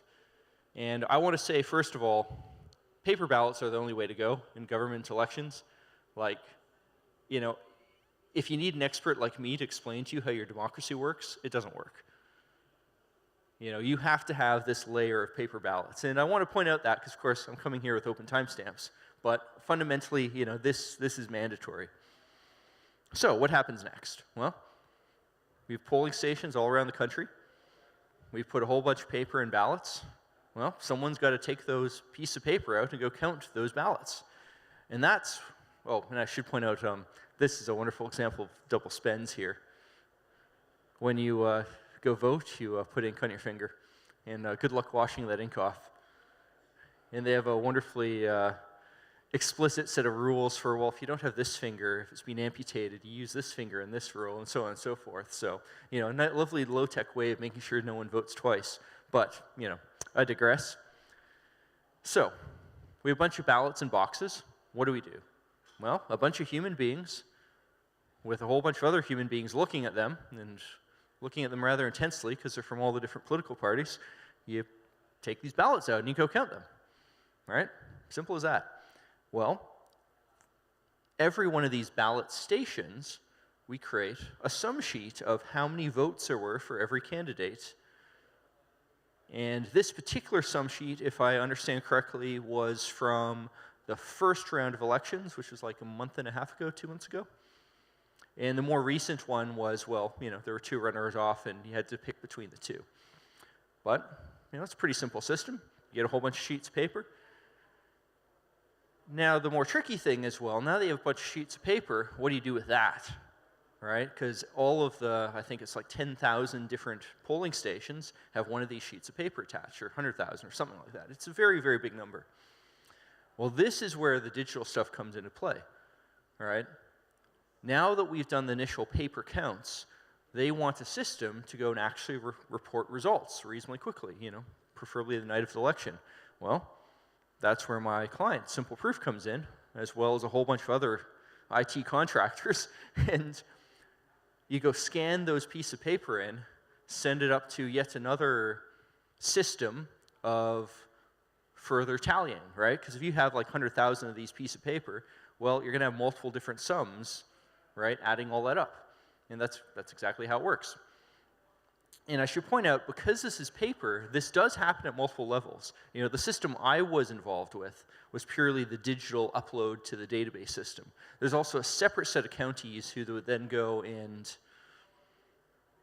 manually do recounts. But that's a much slower process. I mean, some of it's literally calling people over the phone and reporting results, right? So, but, you know, that's the first bit. Well, this is the actual thing we timestamped. You know, that system where we literally scan in these pieces of paper at the polling stations, that was the trigger for they get scanned in. Ideally, they would have been timestamped right at the device, but long story short, that couldn't happen. But when they get sent to the central database, that's when the timestamp gets applied. And, well, what does all this look like? Well, that's a photo of me up at Election Central in Guatemala City. And you can't see it on there, but I actually did have an official government contractor elections ID thing, which is kind of hilarious because I'm not sure if I was actually in the country legally. I'm not quite clear if I could work there, but, you know, it's Guatemala. And, you know, I think that's a good example of a scene. I mean, it's a huge room with literally hundreds of people, representatives from all like 50 parties they have. I mean, media, for some reason, even like the volunteer firefighter departments showed up and had booths. I mean, it's an entire party. It's totally ridiculous. And, you know, here I am at the front with my client going and looking at everything happening. And one of the things that did happen is, well, let's face it, it's an election. You're going to have a whole lot of ceremony and other silliness. Well, this is the actual moment. You know, you're not going to be able to read that, but that was the actual moment when they decided to initialize the database. I wish I could give you a video of it because it's truly ridiculous. Because you get, you know, all the major representatives of political parties sitting up on stage, you know, a dozen cameras on them, and they go and, you know, type some stuff into a computer and saying, all right, now we're resetting the database to 0. And starting from this point, all of the scanned-in ballot summary documents will start coming in, and then we'll start adding them up in the database. And that was their very theatrical bit about, well, we've actually done this. Well, What's on that screen? That was them timestamping that official election has started document with open timestamps in waiting for a Bitcoin confirmation. And I should point out, like myself and my client did not know they would do that. You know, they were just contractors. We gave them a piece of software, and some bright guy in the government figured, hey, we could go use this to like make the whole thing look super official, right? And eventually, I think someone kind of gave them the hints, like, Bitcoin can take a while to confirm. Also, the way open timestamps works is, well, if you know a bit about Bitcoin, you know about reorganizations. Well, I'm kind of a lazy programmer, so I set up open timestamps so that it waits for 5 confirmations before it ever adds anything to the database. So they were going to be waiting there for like an hour. But yeah, it is what it is. But, all that kind of happened. A whole bunch of stuff came in. People, I don't know if you've seen elections, you kind of wait around forever. And eventually I think we wound up leaving at like 6 a.m. waiting for, the final ballots to come in. So this is where things get interesting. Well, what happened? Well, you go get all these ballots come in and so on, and then we go find out, that's funny. Why is it that Guatemala City, the ballots, they are not coming in? And not like, just like 1 or 2. It's like all of the city mysteriously waited like 8 hours to go and submit their ballots, where everything else came in like 30 minutes. Well, I'll go preface this all by saying I personally deliberately did not look up much details about Guatemala's politics, Guatemala's election system, anything. Remember, I'm a contractor. My job is to go explain honestly how open timestamp works, convince people it works, and not take sides. I'm not here to say who should have won. I'm here to say how things worked. And through the magic of crypto, as well as just tons and tons of observers, well, what we can say is that suspiciously the party that was unexpectedly losing for the Guatemala City area, the ballots just took a very long time to get submitted to the system. Funny about that. We can also go say that there were many people who claimed to observe the ballot boxes getting taken away for a couple hours and then returned a couple hours later.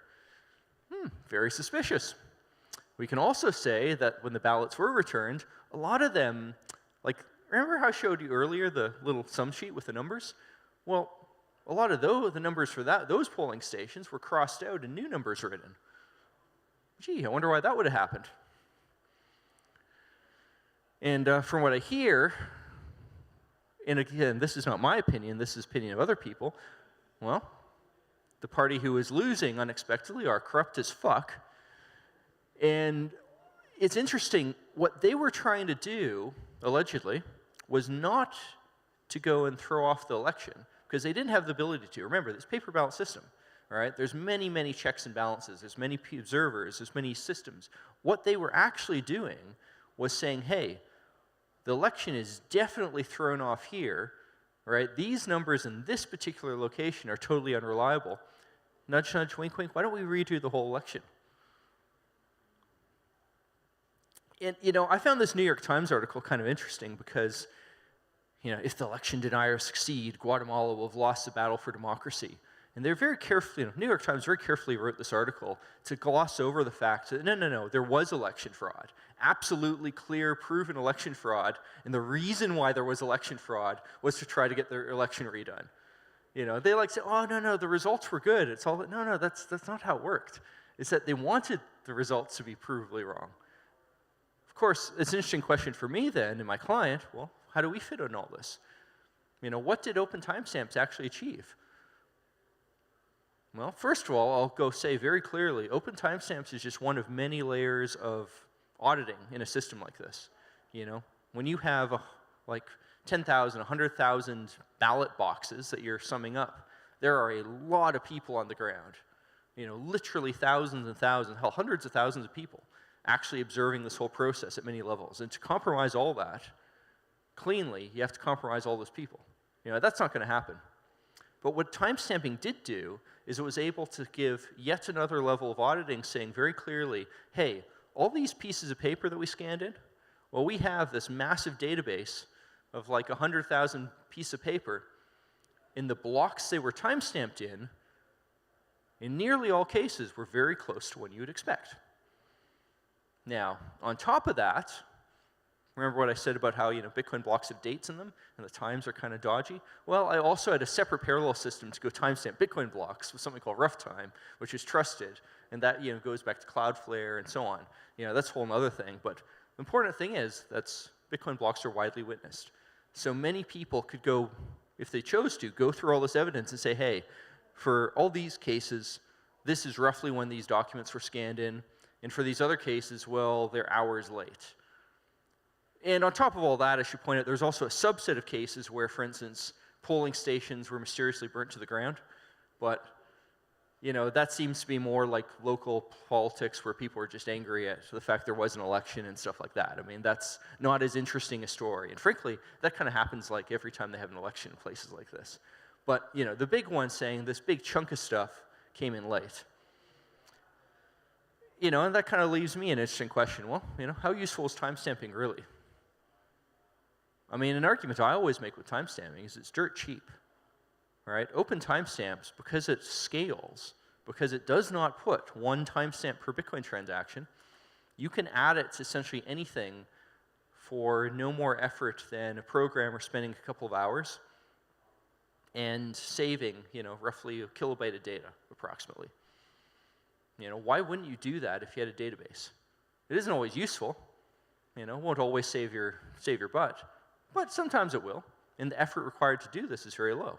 In the case of this election, even taking into account government contracting and all that silly nonsense, I'm sure they spent less than like 100 grand on it, including a pile of software and other stuff. I mean, that's a lot less than the cost of everything else in the election. I mean, remember that big room I was in? There were people running around with like UN and all kinds of organizations who are obviously flown in at great expense and filled up the hotel next door. Like, elections are expensive. This little additional bit of security was really cheap. So, yeah, I mean, that's my pitch for it. I think it's worthwhile. Now, the way this election was done is done in very similar format in much of Central America and also South America.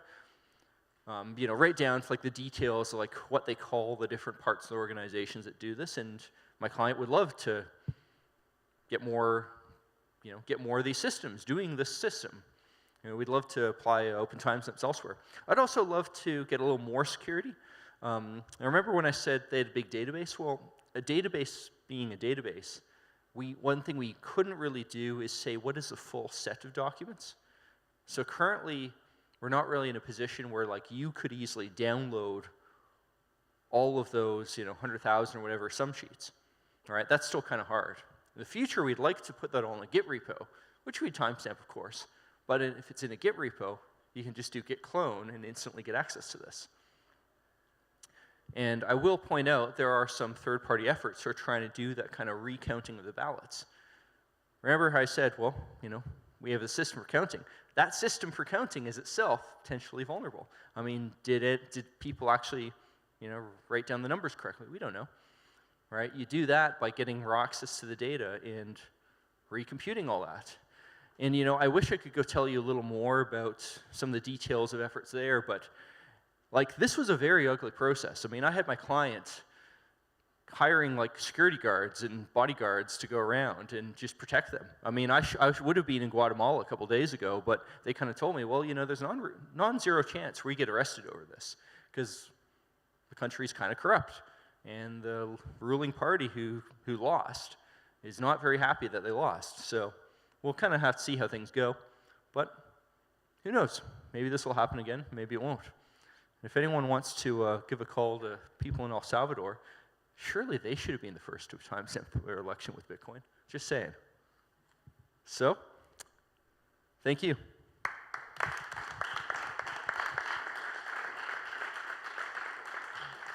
Questions?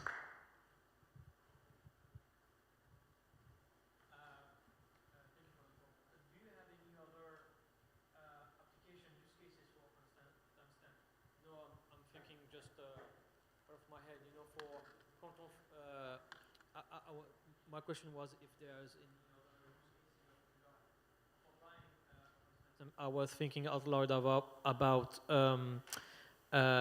pharmaceutical products, counterfeit products, that are pretty widespread problem, where you can maybe timestamp and prove that this medicine is genuine compared to fake. I mean, maybe others would have to have your opinion on that.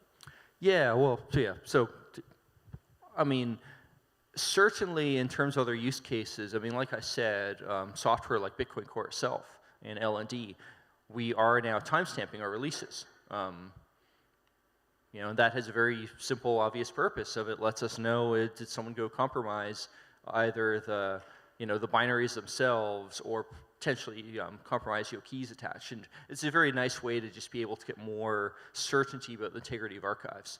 And I'll point out, you know, in the usual case of, for instance, you're using LND and you download the new release, the timestamp on a brand new release doesn't actually help you that much, right?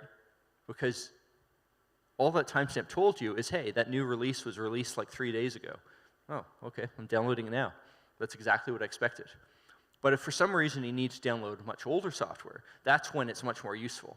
You know, maybe you're restoring an old system from backups and you want a good, clean copy of software to interact with coins that are 3 years ago. In that case, you definitely want to check the timestamp, say, hey, did this come from when I expected that software to be? So, you know, that's useful. Now, to answer your question about things like pharmaceuticals, well, first of all, I'll say, yeah, absolutely. There are use cases here. And in fact, timestamping as a commercial service has been around for quite a while. Guard Time, I believe, started in like 1995 or so. And they're very well known for being, I don't know that they invented it, but they certainly were, I believe, the first people to widely deploy it, which is a blockchain. Their trusted timestamping system used what I would call a blockchain to go and have a auditable set of all of the different timestamping statements that their trusted timestampers had made. And, you know, that service had been around for a very long time. I believe it has been used in things like pharmaceuticals. But the thing I would say is that timestamping is kind of weak. Because remember, all we're doing is we're proving that a message existed in the past. We're not proving that the message is the only message for that topic. You know, and for the case of, say, counterfeit pharmaceuticals, well, I might like to know that, you know, there's some digital signature attached to, say, a photo of the actual packaging, such that someone claims that, you know, that's that. But I would still much rather have a proof that that particular package actually left the factory and no one has taken a real package and then counterfeited that package. You know, and let's go into a little more detail. So let's say I sell pharmaceuticals and I have a warehouse full of them. Well, my digital proof on the package, if it's just timestamped, it's probably something like a photo of an anti-tamper seal. Well, if someone can figure out a way to counterfeit the anti-tamper seal, they can take a real package, a real shipment with a particular anti-tamper seal, create a duplicate of it, stick a whole bunch of fake pharmaceuticals in it, and then use this very real-looking time-stamped signature to go and resell that thing as real. That's why timestamping is not ideal. You know, it's not zero value, but we can do better, and that's where things like my Proof Marshal project, which I've been working on for ages, and you know, things like NFTs and so on, that's actually where they come in. And it's kind of unfortunate how, you know, the NFT stuff gets used for total bullshit, but the underlying ideas of some of this stuff make sense. And they can be used for real-world applications. And I'll point out, like Guard Time themselves, you know, they've been pivoting for the past couple of years from timestamping to quote-unquote blockchain. And I don't know their marketing materials are good at explaining why this is useful, but I think what they're trying to do technically makes sense. It's just we can do it better on Bitcoin. Anyone else?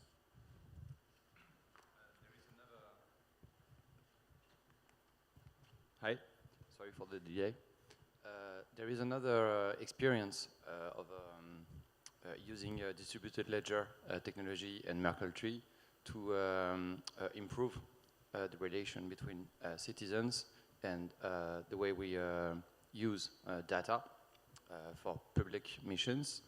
What do you think about Estonian KSI system? Oh, you mean the Estonian, what is it, sorry, keyless signature? Exactly. Yeah, that's GuardTime's new product. Although, like aspects of that acronym have existed for quite a ways longer. In particular, like the way that their timestamping blockchain worked, at least before, and it probably still does, I haven't looked at it more recently, was they would wind up essentially creating giant Merkle trees, much like Open Timestamps does. But why they called it keyless was that some of the roots of trust, the things that actually establish that relationship to time, were things like literally classified advertisements in newspapers that would have the hash of this Merkle tree. And I think the more broad thing I would say is just the idea of this being keyless isn't really all that important. Crypto works. We have access to all kinds of public key crypto that works just fine. The question there is more like who controls what. And when you're talking about a trusted system like GuardTime, the reality is like it wasn't actually keyless. For more fine-grained timestamping, there was still a trusted timestamping system. In much the same way as that for the fine-grained timestamping, exactly when a Bitcoin block got created, what I implemented for my clients for this election, well, I was using rough time, which is just people going and timestamping stuff with trust. The signatures that I got, sort of like the restamp project, was just things like Cloudflare saying, hey, here's when we received this data. Now, you can go re-timestamp it with Bitcoin, so if the keys get compromised later, et cetera, but there are limits to that. But I think the bigger picture is just going back to what I said to him, going beyond timestamping makes a lot of sense. Timestamping is a very weak thing. It's very cheap, but if you're building a system from scratch to do things like track pharmaceuticals, it makes sense to put in the effort to do the crypto well. And if you look at my blog from like 2017, I have a good article on basically how you can use these kinds of techniques to do token transfer systems with client-side validation, but that's a whole nother like 30-minute talk at least. Well, I'm out of time, so thank you.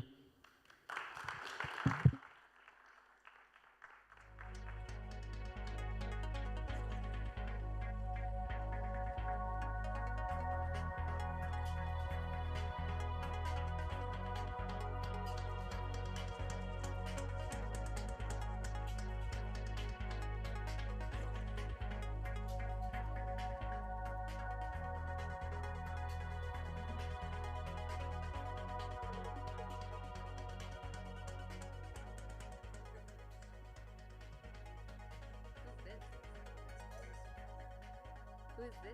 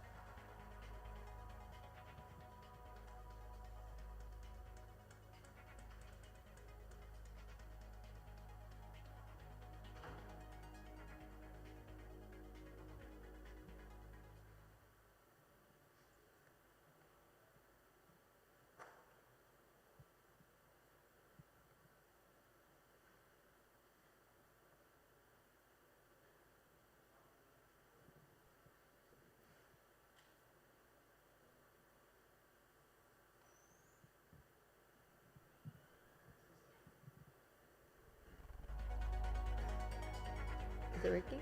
Okay, yeah. Great. Hey everyone, welcome back to the English stage. This panel discussion, we're talking about Lightning and privacy challenges. And joining me here today, I have two guests. Do you guys want to introduce yourselves? Sure, I'm Bastien. I'm working on the Lightning specification and one of its implementation, Eclair, and on a mobile wallet. Hi, I'm Antoine. I've been working on the DK, the Rust implementation of Lightning since a bunch of years, and yes, working on the spec a bit too. Cool. So today we're talking about Lightning and privacy. Let's start off out of the gate pretty fast here. Is Lightning private? Like, can we make private? Is Lightning actually private, or is it not private? I don't know. What do you guys think? Yeah, first thing is private is like secure. It's only a spectrum. There's no it's private or it's not private. Private from whom? Private from what kind of attacker? How far? What is your threat model and how far are you willing to go to protect your privacy? Because there will always be trade-offs. You always have to, you get more private by sacrificing something else. So I'd say that Lightning is, there are cases where Lightning is really doing okay on privacy. There are cases where it's doing not okay. There are some of those cases where it's doing not okay that we know how to fix and we are working on. There are some other cases that we don't know how to fix without hard trade-offs, and then it's just the user's choice if they are ready to make those trade-offs and have worse UX to be able to trade UX for privacy, basically. So we'll probably get into the details of any of those, but there's a mixed feeling here. There are things where at least the privacy is different from on-chain, so it's not the same trade-off. So in many cases, it's better. In some cases, it can be worse. It really depends.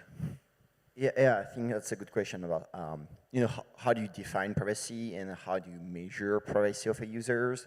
And like, you can go back to all like Claude Shannon style of entropy notions, and I apply it to real-world system in the sense of, okay, so we do have on one side clear text systems, clear text message. On the other side, we cipher everything, and then we say, hey, who are going to be our adversary, and where are going to be their capabilities, and what they can intercept in the systems, and what kind of set of information they can access, and how good they are going to be to map like from clear text, like cipher text message, try to decipher them to clear text message, and trying to say, hey, can we have like analyze adversary the anonymization strategy?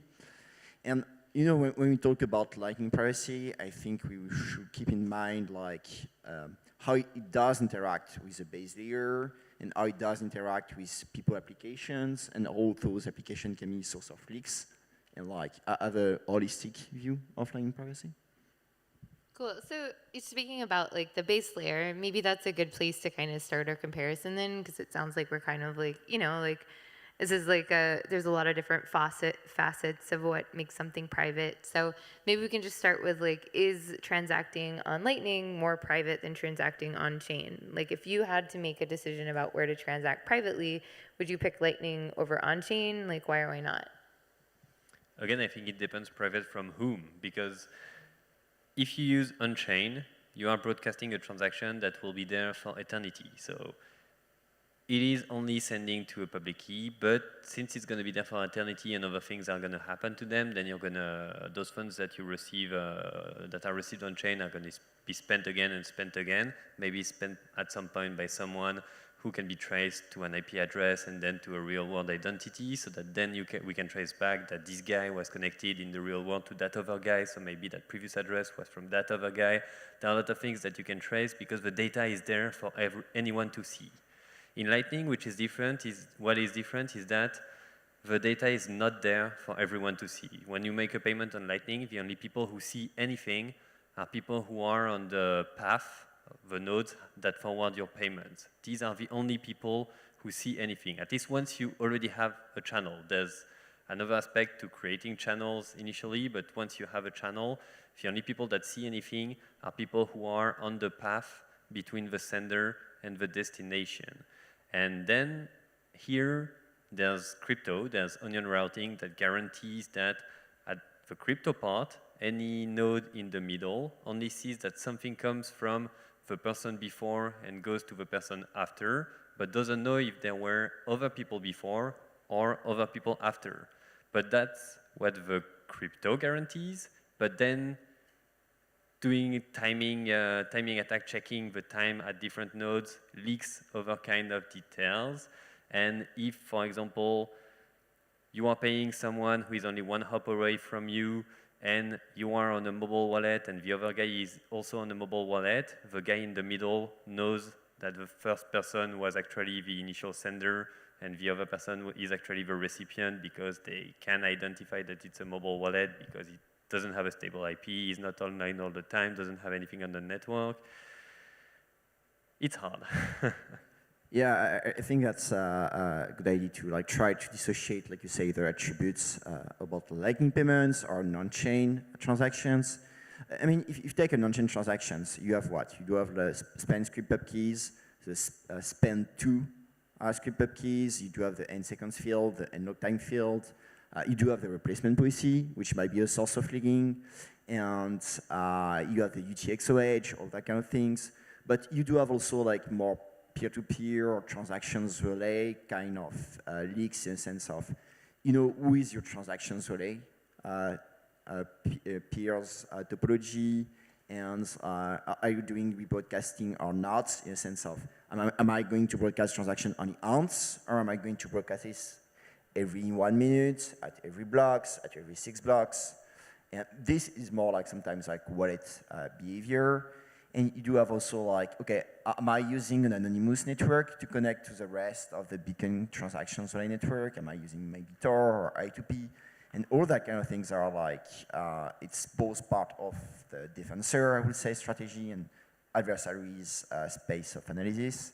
And for Lightning, like you say, you have the same set of descriptors in the sense of the Lightning channels from where you're going to send the funds. You have like CLTV, all the time logs. You have like, is the guy online or not? And like the way that people are reading payment paths, all that kind of things. And yeah, it's really like a cat and mouse games. And the question is, it sounds like Lightning is bearing privacy, but it's maybe easier to fuck up, or in the sense of, you know, you might reuse UTXO from a previous channel. And what do you think here? But one thing where privacy and Lightning is really great is if you pay someone you have a direct channel to. Because then the only two people who see anything are you and them. There's no one else on the path, so there's no one else who could just store information or try to correlate everything. There's only the sender and the recipient. And the recipient doesn't know you are actually the sender because from their point of view, you are someone who relays a payment to them, but it could come from further downstream.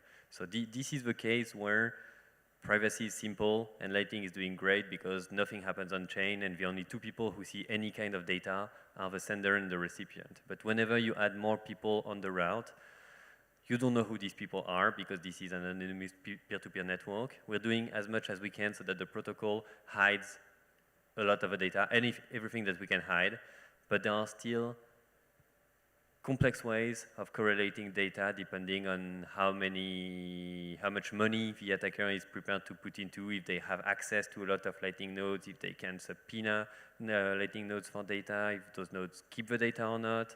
So this is really subtle and it's really on a case-by-case basis. So would you guys say that like Lightning, like privacy on Lightning right now is good? Like, is it the sort of thing that you would be like happy giving to someone who, for example, maybe is like a human rights activist and is trying to like hide their activity from like a government who's trying to trace them? Or are there things that we like need to add to the spec still to like make Lightning more private for that kind of use case? Like, where do you think we are kind of like, I guess, from that perspective? I think there are a lot of things we need to add. There are a lot of things that are being worked on, but I also think that we need to also highlight the fact that Lightning is already a great tool for that. There aren't many good alternatives right now, and compared to what already exists, what other things exist, Lightning is already a great tool for that kind of use case. You have to be cautious when you use it. It's not completely bulletproof, but it's already bringing something to the table, bringing good options for people to be able to pay privately. But there are indeed a lot of things that we are working on. For example, very recently, there's a proposal called Blinded Path that I made 3 years ago, and that was finally added to the specification that helps better protect the privacy of recipients. Because right now, when you are it's easier to protect your privacy as a sender on Lightning than as a recipient, because as a recipient, to be able to receive a payment, you need to tell people how to reach you, basically, because you're asking someone to pay you, but if they have no way to reach you, then how can they? So right now, before Blinded Path, you have to reveal your node ID and information on what channels to use to get to your part of the network.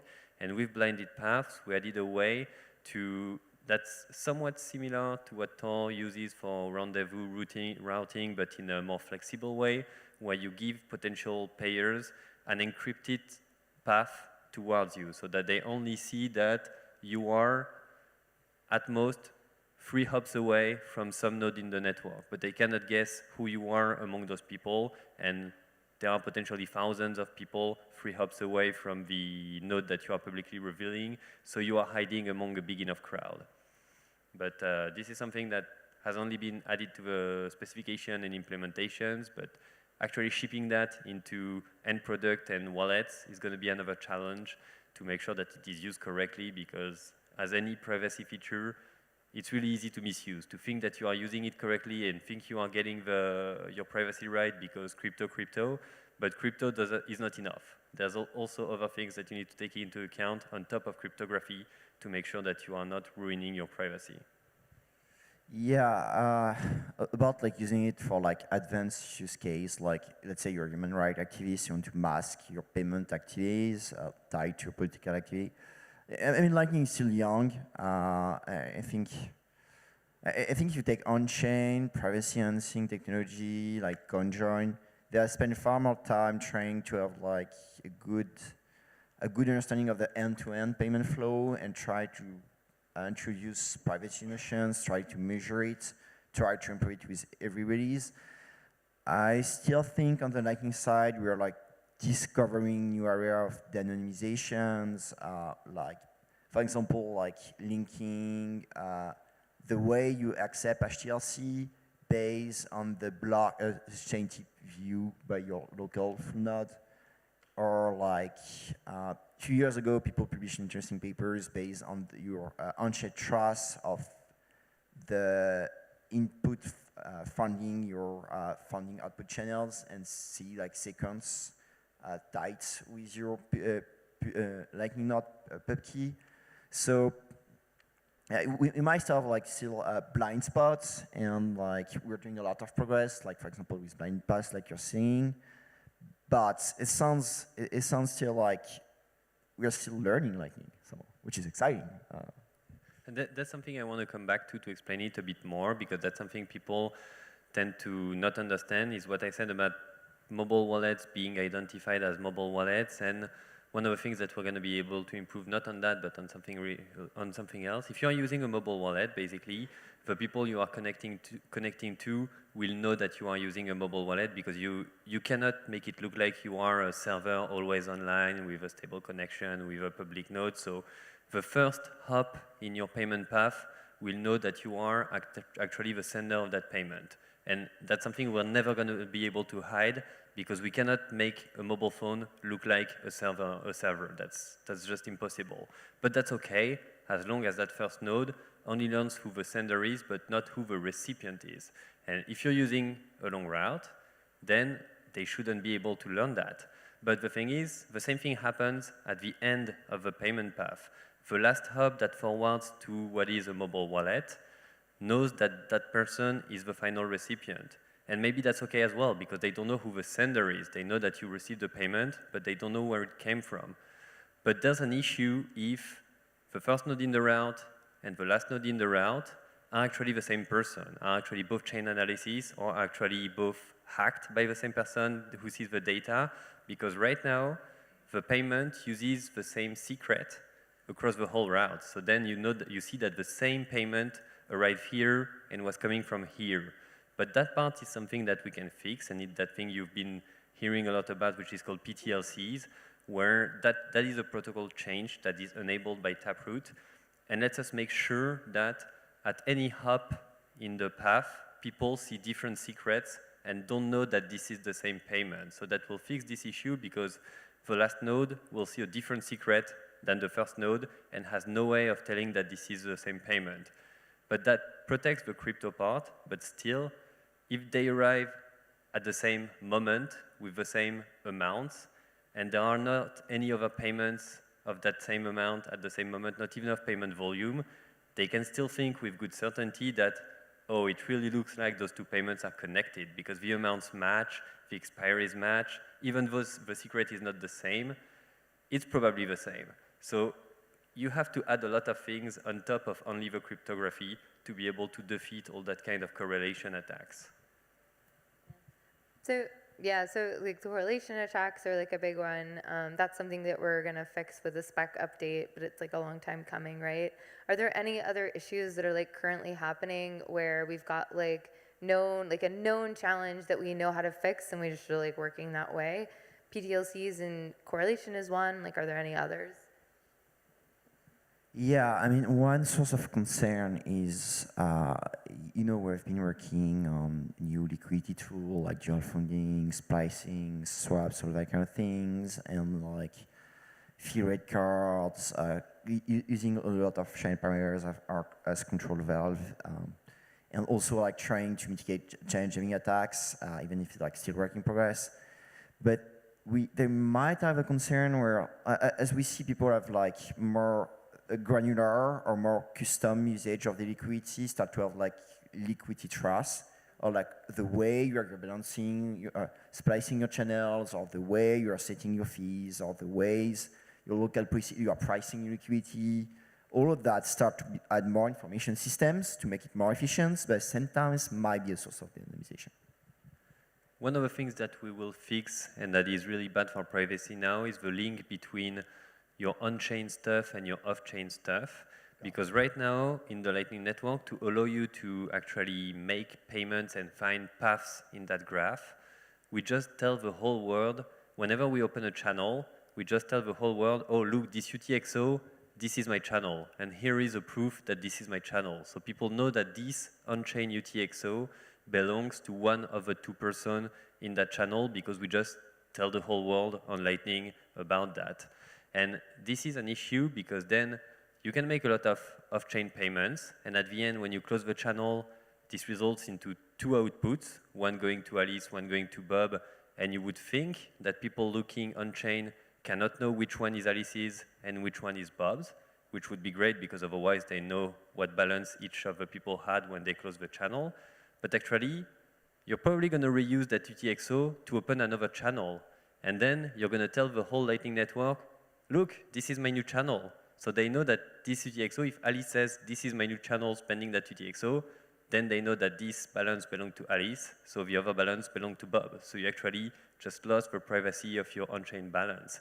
And this is something that is really hard to fix because you need to, the only way to avoid that is to then mix those UTXOs before you use them again and do a lot of rounds of mixing. And even mixing doesn't actually completely protect you because even after many rounds of mixing, if you still reuse a UTXO to open another channel but with the same Lightning node, people can just see that they trust that this went through 5 on-chain transfers, but still it is connected at the beginning and at the end to the same Lightning node. So you've done mixing but for nothing. And the obvious fix for that is that why do we tell the whole world that this UTXO is our channel? We did it because it's simple. It's the simplest way of making sure we protect against denial of service, because if we didn't have that, anyone could tell the Lightning Network, I have a channel. I'm not going to tell you where it is, but I have a channel. And if you have no way of checking whether that's true or not, you just receive a ton of messages. And you try to process them, and you try to add that to your graph, but people can just send you junk and do denial of service on your node and on the whole network. So we needed a way to make sure we could filter the junk, and that was the easiest way to filter the junk. But we know that this is bad, and we have ideas on how to make it better by, instead of revealing exactly where the channel is on-chain, we just say, here is a proof that I have some on-chain funds so that I'm not dosing you. But this is something where there's a lot of potential designs for it because we could do zero-knowledge proofs or fancy things, and we can add a lot more features to that. And it's really hard to decide where we draw the line and where we stop between adding new features and saying, oh, this is good enough of an upgrade. So that's something we've been discussing as Gossip 1.5, 2.0, 1.75, and we still haven't decided which one we're going to do first and how far we go. But we know that we are going to fix that sometimes, someday.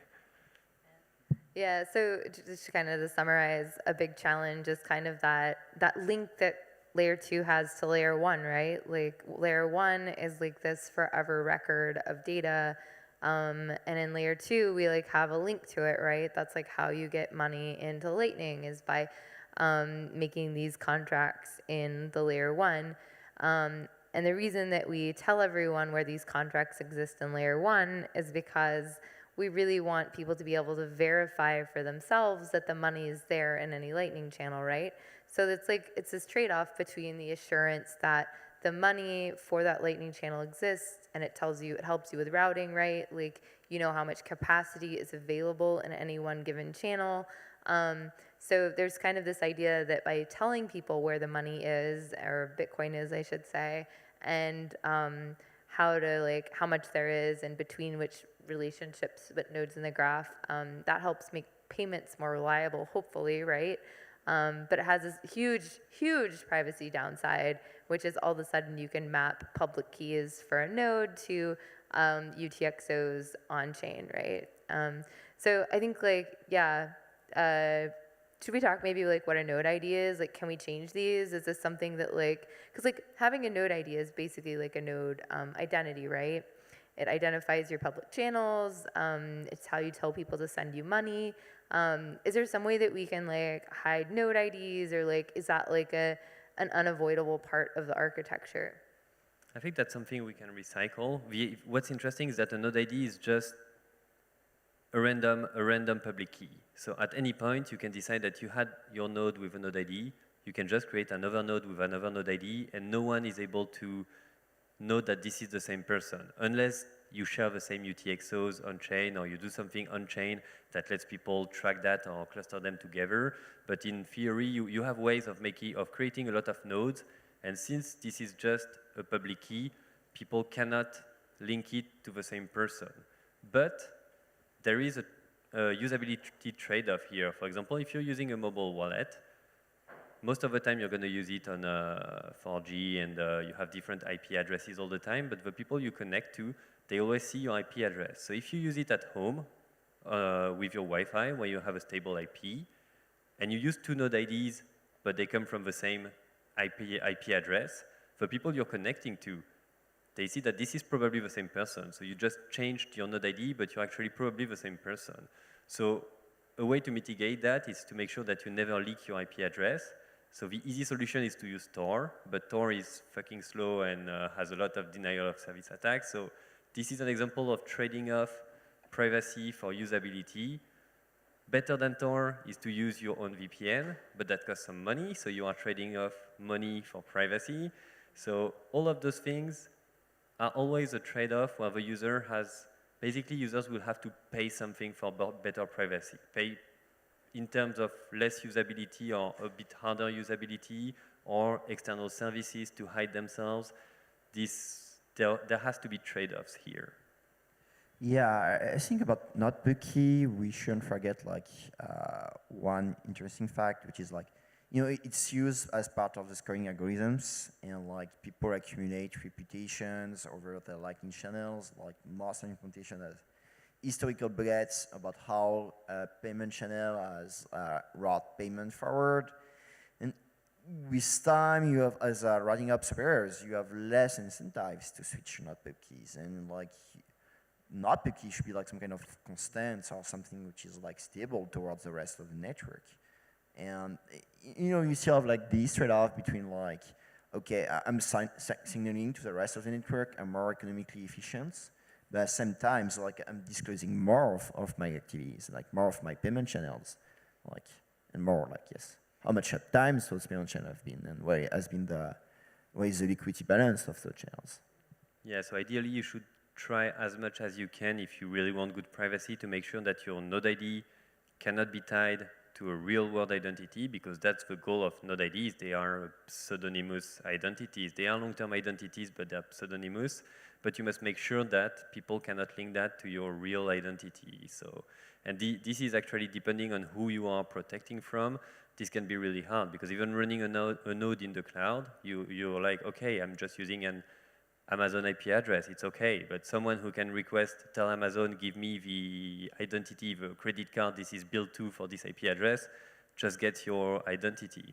So those are things you need to think about depending on who you are protecting from. Yeah, or what particular use case, right, you're trying to prevent people from seeing. I feel like it's, there's the idea of like, so there's like a couple things we're talking about here, right? One is like identity on the network and how that ties to your on-chain funds, right? And maybe some of who you are when you're receiving payments. There's also the challenge of like, if you're trying to send a payment, do people know you're making a payment, right? Like, who has access to seeing what payments are going through your node or to you, et cetera? In that sort of situation, like, how much can you like trust your peers to keep your like information safe, or should you be worried about like what information you're like sharing with your peers? Is that like a good question? Yeah, that's a good question. Yeah, I mean, it's, there is trust and trust in the sense of I might trust Bastien to open the channels, but do I trust like Bastien's setup or like computer not to be hacked, or like even if you start that out, let's say you might start out on the Google Cloud has a leak, all that kind of things. I think by design we should minimize that, or any information which is leaking out of your Lightning nodes, which is like useful for payments, like the next short channel IDs where you want to send the funds, or like the fees you are paying to the right ops, like. Add as much noise, I would say, and plausible deniability we can, and yeah, I mean, don't trust your Lightning counterparties. But I want to highlight that since we are working very deeply on those things, we are highlighting all the advanced attacks, all the things that can go wrong, but this is still decent privacy by default. This is still by default decent privacy compared to many things. So don't get away from this panel thinking, oh, we're screwed, this is really bad. This is still quite okay. We just want to make sure that nobody thinks this is perfect, because this is never going to be perfect, and you will have to think about that. But this is still okay, and there are a lot of good privacy features that are already built into the protocol, and a lot of other ones that we are working on. Right, and I think a lot of the things that we're talking about, it's a great reminder, like, a lot of these things kind of assume that someone is maybe specifically targeting you, or is like trying to de-anonymize a specific person's payments. So in the broad scope of things, as long as you remain fairly anonymous, you're probably pretty safe in terms of privacy. I kind of wanted to go back to this idea of like your peers though. So there's been like some projects coming out, like I think Amboss has been probably the most recent one that was heard of, but there have been other projects before them where they're talking to routing nodes who aren't making payments, they're routing them, right? So they're not the sender, they're not the receiver. Their whole goal on the Lightning Network is to earn money making payments happen, right? But they've been, Amboss kind of, my understanding, I'm not totally up to date on it, is that they shipped a project where anyone who is using ThunderHub could upload all of the information about the payments that they're making, maybe also like channel balances, right? Or maybe it was just channel balances that they were upsharing. So let's just say channel balances to like a central repository, which would be Amboss. So then Amboss would be collecting from all the nodes that were making a lot of routes happen, kind of what the current state of the Lightning Network is. Is this like good for privacy? Like, I don't know. What do you guys think about this? Yeah. Yeah, this is really bad for privacy, because this is exactly the attack I described below, where you are sending a payment to someone else, and if the same person is the first to node, this is an issue. And here, if the first two nodes are not the same person, but they're actually using that thing to upload their data to the same person, they're just giving away the information that this person is paying that person. And most people thought this was okay because it was only forwarding the channel balances, but actually if you see that the channel balances decreases on one side and increases on the other side, and you have also all the information of nodes along the path, and you see a similar decrease, you are able to infer exactly the path where that payment came from. So centralizing the goal of the Lightning Network is that you don't give the data to everyone like you do when you make an on-chain transaction. So you should try to minimize who can see the data of your payment. So we are going really in the opposite direction if everyone starts uploading their data to the same central server. And recently, I think they got a lot of heat because they added to their terms and conditions the fact that they were sharing that data with chain analysis, so which was obvious from the beginning that this was the only way to monetize that data. But the reason people wanted to do that is that because this is one of the usability versus privacy trade-off, because whenever you send a payment through the Lightning Network, if you don't know the balances of the channels that are in the middle of the route, you don't know if they're going to be able to relay that payment. So they said, oh, but if we share that information and we centralize it, we can tell you from the start that we're going to be able to relay it because we know the exact balance. So usability will be better, but at the cost of a lot of privacy. And here, this is too much of a cost for privacy, and this is not acceptable. Yeah, I think the usability versus privacy trade-off is like the real tension in Lightning, and sharing your channel balance with selected counterparties or peers might be interesting for efficiency reasons and like increase payment reliability. The hard thing is like, how do I share information in a way which is like selected or partials, or can I price these informations? Can I request this channel counterparty to have a channel open with me since a year before I start to authorize him to share my balance with his like neighborhoods? Or like, can I say, hey, I'm going to share my chain balance to HTLC senders who have sent more than 10,000 successful payments? I've worked on this idea of selected service agreement, or I think what we want to avoid is clearly like Humble style of designs where you have like one public space where everyone is sharing their chain balance. On the other end, if we can improve like efficient information sharing for increasing usability and payability, that might be an interesting things. What we really want to avoid is like kind of God view of the systems. Or like there shouldn't be like one entity with a view of all the channel liquidity. And there should be a cost to acquire information. Yeah, so one of the takeaway from this thing is that we see those things, and that feeds into the design process for Lightning, because we see that if people are ready to do that, that means that they are missing something from the protocol if they feel the need to do it elsewhere in another way. So we try to then add solutions to the protocol, for example, sharing only a few bits of information so that people cannot infer enough, but still it can address the use case of improving the reliability or other changes. So we see those things, we take them into account to make sure that this gets back into the protocol, or for example, building models to estimate the liquidity on other channels based on only your payment attempts and what failed, what succeeded, so that you have enough information without having to share anything with anyone to improve the reliability of your payments. So those are things that we try to take into account as much as possible so that we remove the need for that kind of centralized things.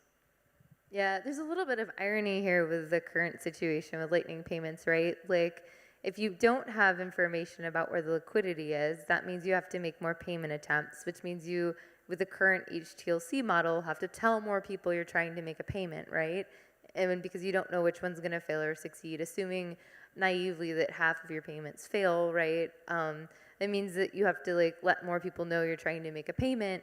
Whereas if you had perfect information about the situation and could see where all the current balances is, you could just make one successful payment without having to let anyone else know you're trying to make a payment. So there's definitely like a real tension between reliability and the success of payments, right? Which is something that we all who are working on Lightning really want to make like the best we can, right? Because fast Lightning payments is why people like Lightning, right? It's called Lightning Fast. But the trade-off there is like we don't have enough information, so that's definitely not. Yeah, I mean there is one way of solving this, which is like using more liquidity for your payments in the sense of, okay, I want to send 1 BTC, I might send 1.5 BTC over the network and do some kind of, cancelable payments where you have one more communication rounds with a payee to finalize the reveal of the secrets to unlock the payment shards. That kind of thing is great for privacy, great for reliability, but come at a higher liquidity cost for the end users. So we might have like these triangles of trade-off. So we've talked a little bit about, kind of like trusting your peers, on-chain, off-chain privacy. What do you guys think that Lightning does really well with privacy? Like, what do you think some of maybe we already covered this, but yeah. Yeah, I think what is great about Lightning is like we're still like a lot of improvements, and like some improvement might be order of magnitude in the sense of, let's say multisig. And the day where you have like music 2 or first kind of scheme in Lightning, well, you might have one Lightning channel which is like owned by 100 people. And as soon as you start to have like 1% or 5% of the network with that type of channels, you break a lot of heuristics, and that's cool. And you have also like more advanced type of payment flows where, right now it's one guy paying like another guys, but in the future you might have like 100 guys like coordinating to send a payment to like 100 people. And like, once again, as we see more different use case and pattern of usage of Lightning, more you add like noise in the systems. More it's harder to say, is only a guy doing a payments, or no, the guy is doing like refunds, the guy is doing like a periodic payments, or the guy is doing periodic payments with someone which is doing a simple payments, and yeah. One of the things I like is the way we do onion routing. It's a quite elegant protocol, it's a quite elegant scheme, and it's quite flexible, and we've been able to do a lot of things with it. For example, this blended path is built on top by kind of tweaking this onion routing scheme. So this is one of the things I think is really nice, and we did well. Yeah, that's it. I got to meet a Tor developer in Prague earlier this year. We've been working on Lightning for a long time now, right? And the thing about it is they had just found out we were doing onion routing on the Lightning network, and so they were excited to talk to people because they didn't realize it was happening outside of Tor. So that's pretty cool. So I was talking to Taj, speaking of like, things Lightning has been doing for a long time. I was talking to Taj last night at dinner, and he mentioned that when Lightning was created, like privacy wasn't really thought of as like a main goal of the Lightning network. Is this something that it would be a lot easier if we designed Lightning not to be a very private network? There's like probably a lot of things, like we would get more, it sounds like we could get more reliable payments. We could maybe be able to get more people to put capital into the network because we'd have better information about the uses and the returns on that capital. Like there's a lot of benefits that you get from having public information about a payment network that currently we're just kind of not able to do. Should Lightning continue trying to like build out privacy features, or should we focus more on other aspects of what Lightning is good at? Yes, we should have privacy features. It should. I don't know if it should be the first goal. It's hard to rank the goals of the Lightning Network, but privacy should definitely be a part of it because, yeah, we have to make a lot of trade-offs for it. It would be really much easier if we did everything. If we had no privacy at all, just use a central server and don't do any network. Everything is much easier. But then this is just not the value proposition of Bitcoin payments. So we need to find. It's hard to find the right balance. What degree of privacy is good enough by default? What things are things that people will have to build on top because it's too hard to, or we'd have to sacrifice too much to be able to support it. That's where it's really hard. It's not a pure science and where it's right or wrong. We have to make tough choices here, and we have a lot of discussions on those very regularly, and I hope the community participates in those discussions as well. Yeah, you cannot really like dissociate privacy from security in a sense of if you have a lot of privacy leaks, it's easier to attack you, to mount like all that kind of pinning attacks or like to mount all that kind of jammings because like you know the Lightning channels and the balance of the people that you're targeting. So if you want to secure Lightning, some of privacy have to be built in. And then the other is like a point which was like, yeah, it could be more efficient from a capital viewpoint to have all like this information public, but the hard question is like for whom we will design like this capital efficiency. Because when I'm Lightning routing ops, I'm in competition with all the other guys to be the more efficient guys and earn the more routing fees. And privacy and all those anonymization techniques, like somehow it let me protect my liquidity strategy and the way I'm allocating capital and like build like a relationship with my collaborators. Like if those information were public, I mean, I like, people like wouldn't be incentivized, might not be incentivized to use their capital in efficient ways. Yeah, capital efficiency is definitely like an important part of having well, it's a difficult part of having a decentralized network, right? Yeah, I feel like I had one more question. Well, and then maybe we can take some questions from the audience. If you could change one thing about Lightning today to make it more private, you know, you have like carte blanche, whatever to do, or like maybe not like, you know, what do you think we could do like right now if like, you know, all the problems were solved to make Lightning, like to level up the Lightning privacy? Is there something that's like an easy win or, you know, easy in the fact that like anything is possible? Or is it more of a complex kind of like situation happening here? Yeah, redesigning the whole beacon core interface and the way we're using those subsystems because there is a lot of leaks here. I mean, I don't think we have like only a partial understanding of how Lightning node is interacting with the full node and the base layer and how it can be a source of privacy leaks. Okay. So, wait, can you say more about that? I'm not sure I quite followed yet. Let's say like based on like your mempool contents, I might be able to predict your fee estimations, and based on like you know your Lightning transactions will have a pre-assigned fee rates, and this fee rate is going to propagate on the networks, and I will be able to know, hey, like this Lightning node is tied with this full node, and do that kind of manipulations, or like you have also like fact that people in the past have used the same onion address for their Bitcoin full node and the like nodes, and it's so an easy cross-layer link. Yeah, and that's one example among others. Yeah, I think the one thing I would, if we could do it again from scratch, would be the gossip, to not expose the on-chain UTXOs in the gossip. That's much more work to do it differently, but that's something that's painful to get rid of, and that we already doxed those channels and it is done, so we cannot fix that for existing channels. So that's something we should probably have done from the start, but yeah, too many things to do and you have to draw the line somewhere. Cool. Great. Do we have any questions from the audience about privacy or Lightning stuff? We got one right here. I don't know. We got two. Okay, great. I don't know if anyone's got a microphone. Yeah, there's one here, if that's okay. Thanks.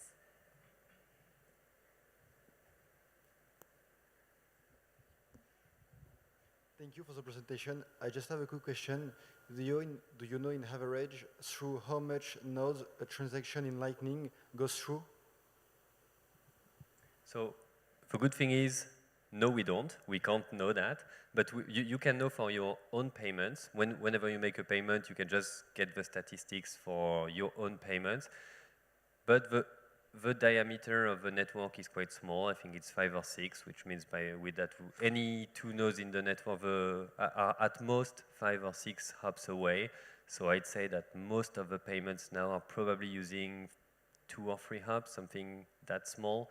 And but you can actually choose it. Your client right now, all clients optimize either for cost, fees, or reliability, and that tends to select smaller route, but you could actually tweak that. And there are ways, I think, in many implementations to tweak that if you want to make sure that you actually use longer routes, which gives you, in a way, sometimes better privacy, sometimes worse privacy. It really depends. But that's something that's easily configurable. That's kind of an interesting point, though, about how other channels, other nodes can set their parameters in ways that they become attractive places for you to route your payment through, right? And so then you might inadvertently be sending someone all of your routing, all of your payments might try to route through them because they have such great prices on their liquidity, for example. It's kind of zero free routing was doing zero fees for a while.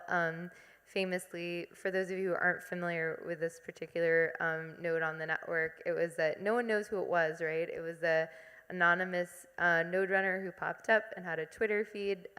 He was trying to bring, my understanding, he was trying to bring awareness to a proposal that Renee Pickard had about having zero fee for a base routing thing, just as a way to do whatever. I'm losing my train of thought here. Yeah, about how to benefits of min cost flow for routing. But I think one of the side effects is he ended up getting a lot of traffic through his node, right? So it was was that actually just an information honeypot for Lightning? I'm not saying it was, but that sort of behavior is definitely possible given the way that the current network is. So setting your parameters when you route payments, or when your node chooses how to route payments, maybe not to go the cheapest route, but to maybe go one that has, a certain minimum number of hops before you make the payment, might be better for privacy than just whatever your node routing defaults are. Yeah, I mean, I'm thinking it's part of the point we raised before about minimizing the data we reveal as part of the HTLC onions and all the routing informations, and more we minimize those informations, less there is privacy information leaked for that kind of people doing that kind of strategy, more they're going to be at economic loss, and at some point there is some kind of equilibrium that they're going to be outlawed out of the market, hopefully. Cool. We have a question. Quick question. Thank you for the discussion. You mentioned potential trade-off around privacy. So apart from the routing and the discovery of a potential path, if we remove privacy as a requirement, what would be easier? Everything. Even bandwidth. I mean, we are spending a lot of bandwidth with onions. Having those wrappers, onion wrappers around the HTLC you send across the network. And actually, there is this.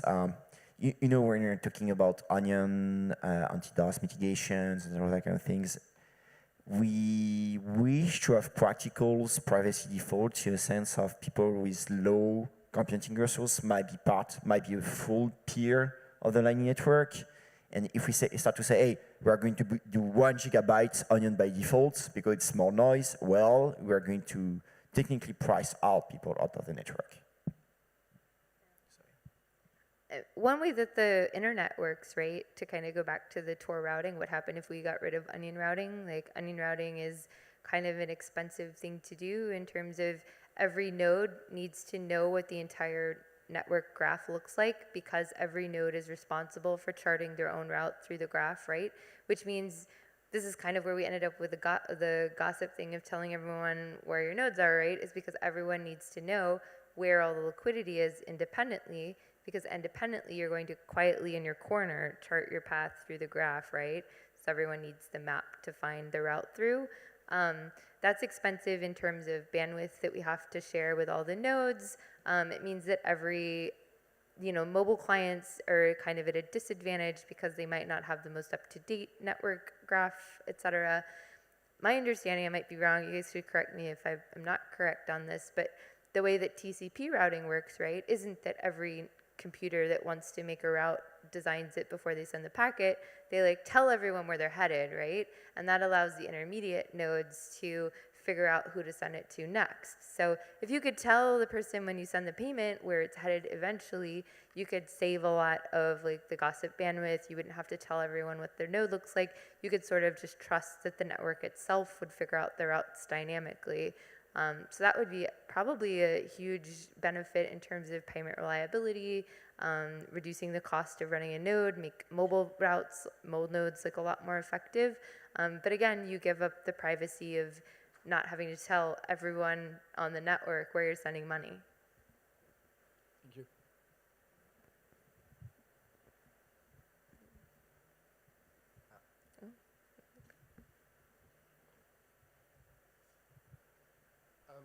As a mobile wallet developer, what are the limitations do you face from Apple and Google when it comes to privacy?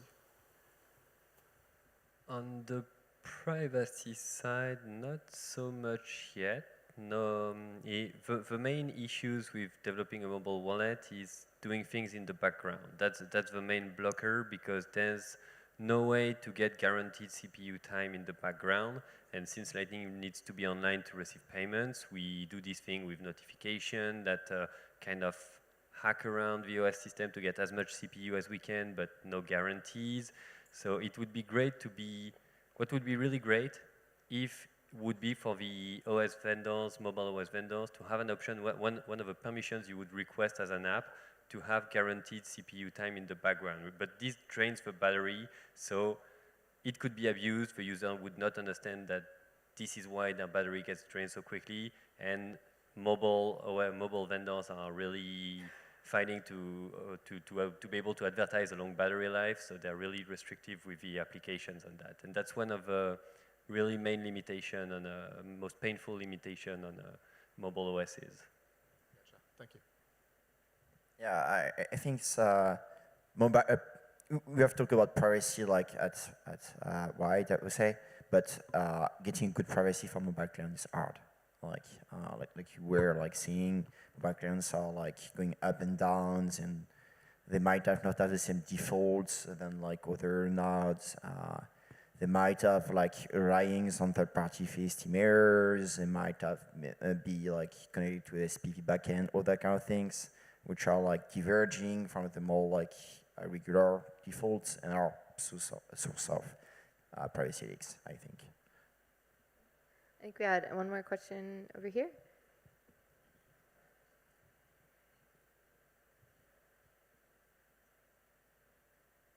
Yeah, thanks for the discussion. Yeah, just in the light of the recent arrests and indictment of the Tornado Cash developers, and basically, yeah, related to the fact that privacy is such a fundamental part of the Lightning Network design, do you have concerns about the kind of the status of the legal status of, say, routing nodes and their kind of obligations, in the future going forward? Yeah, this is really fuzzy nowadays. There's no clear. Every year we try to figure out what the state of regulation is, and no one has a good answer. Depending on what lawyer you ask, they will all say something different, but say nobody knows.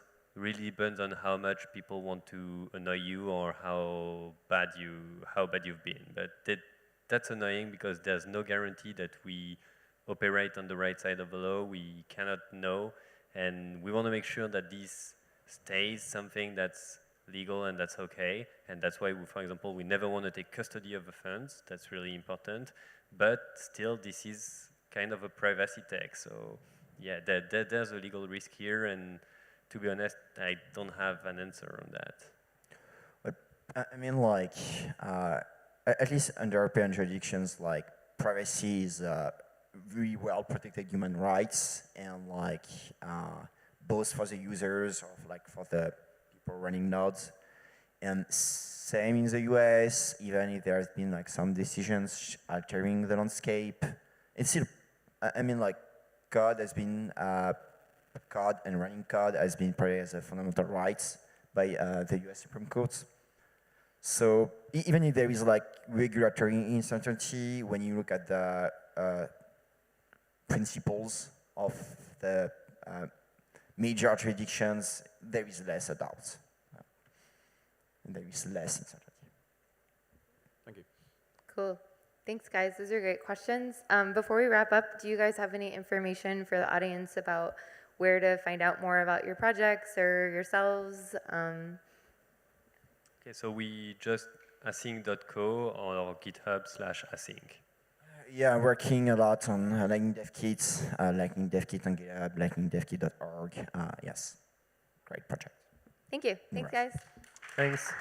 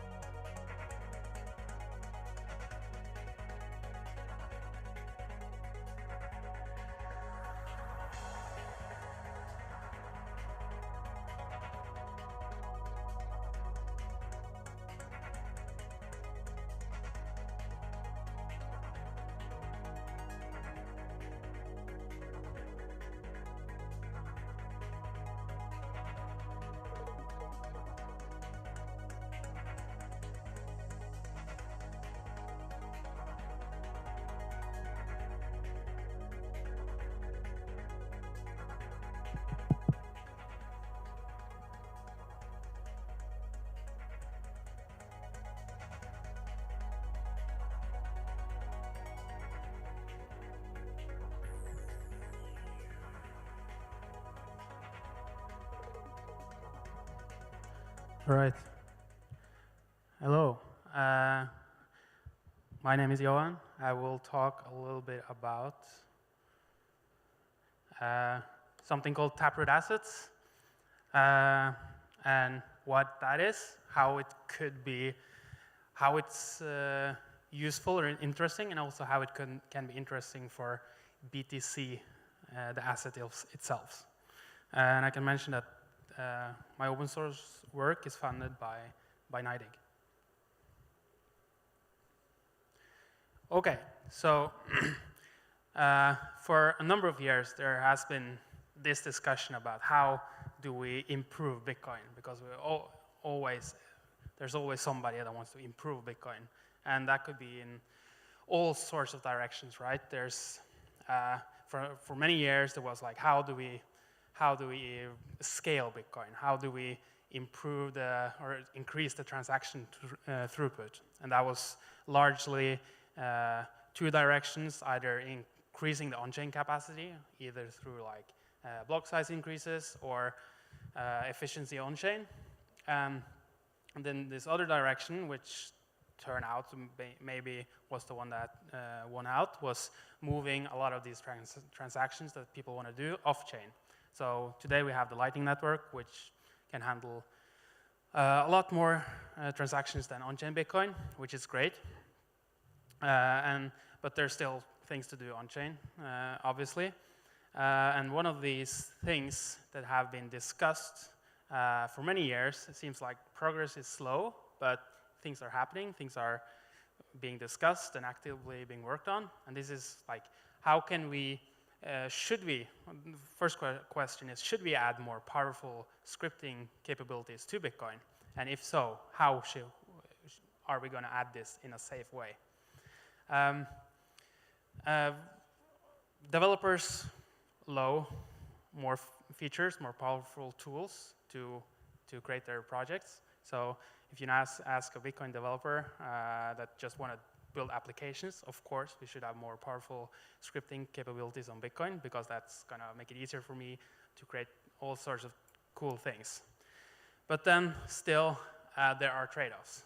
Do you add more scripting capabilities to Bitcoin? Then you run the risk of actually pushing more computation to be done by the full nodes that need to validate everything that's going on chain, and also maybe increasing the data that needs to be passed around by the full nodes. So I'm going to be talking a little bit about some research we've been doing. It's still early stage, but I think it's very interesting, and I hope some of you will find it interesting as well. And this is how can we extend the capabilities of Bitcoin, the asset, without increasing the complexity on L1, at least not by much.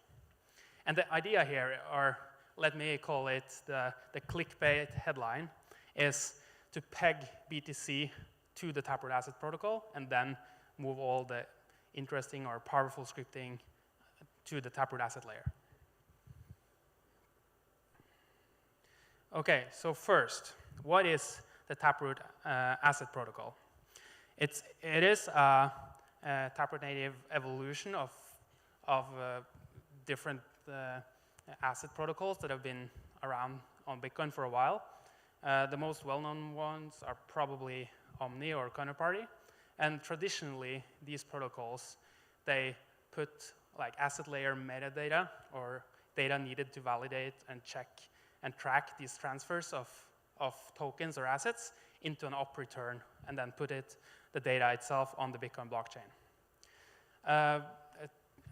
Taproot asset protocol does this in a similar way, but slightly differently, by actually hiding this asset layer data in the Taproot tree itself. So it commits to the data without actually putting the data on there. And it's based on ideas by Peter Todd, who talked about open timestamps. So he was one of the first ones talking about this way of moving assets off-chain and then using the Bitcoin blockchain as a way of timestamping the transfers and actually making a sequence.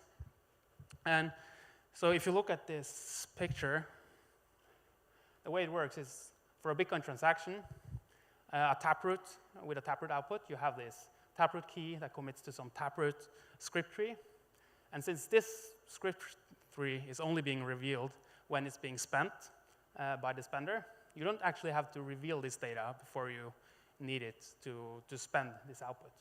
And since this already is like a big asset tree with, or a big script tree with various scripts, it doesn't take extra work to just take your asset data, put it in there, and then from L1's perspective, you never reveal it. So L1 will never see this data. It's just a commitment to this data in there.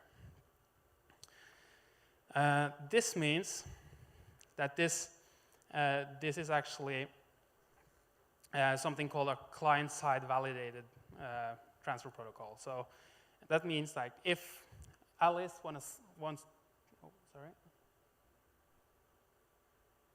if Alice wants to send some Taproot asset token to Bob, she will publish a Bitcoin transaction, but it doesn't say on-chain anything about what's being transferred.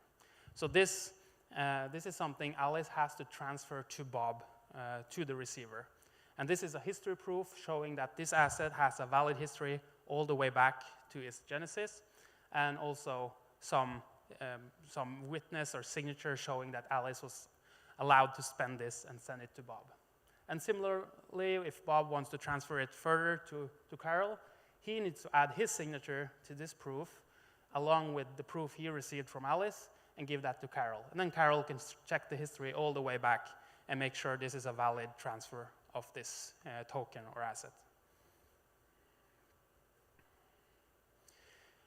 So the nice thing about this is that as a full node, that's just carrying on your regular Bitcoin important work of validating the Bitcoin blockchain. You don't even have to think about this. It's not seen by the nodes or the miners in the network. They only see Bitcoin transfers, Bitcoin transactions with Taproot outputs. What's in there is never really revealed to them, and so they don't have to care about it. This is very different from some other protocols, and I'm looking at you, ordinals, by not adding all this data to the Bitcoin blockchain itself.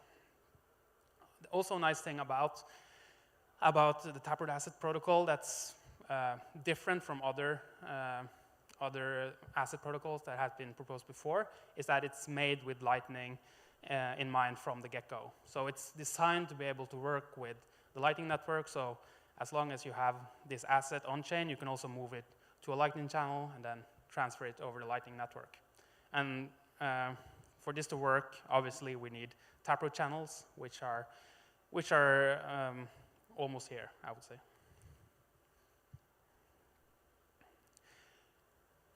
Okay, so let's get into what's interesting, some of the interesting use cases with the Taproot asset protocol.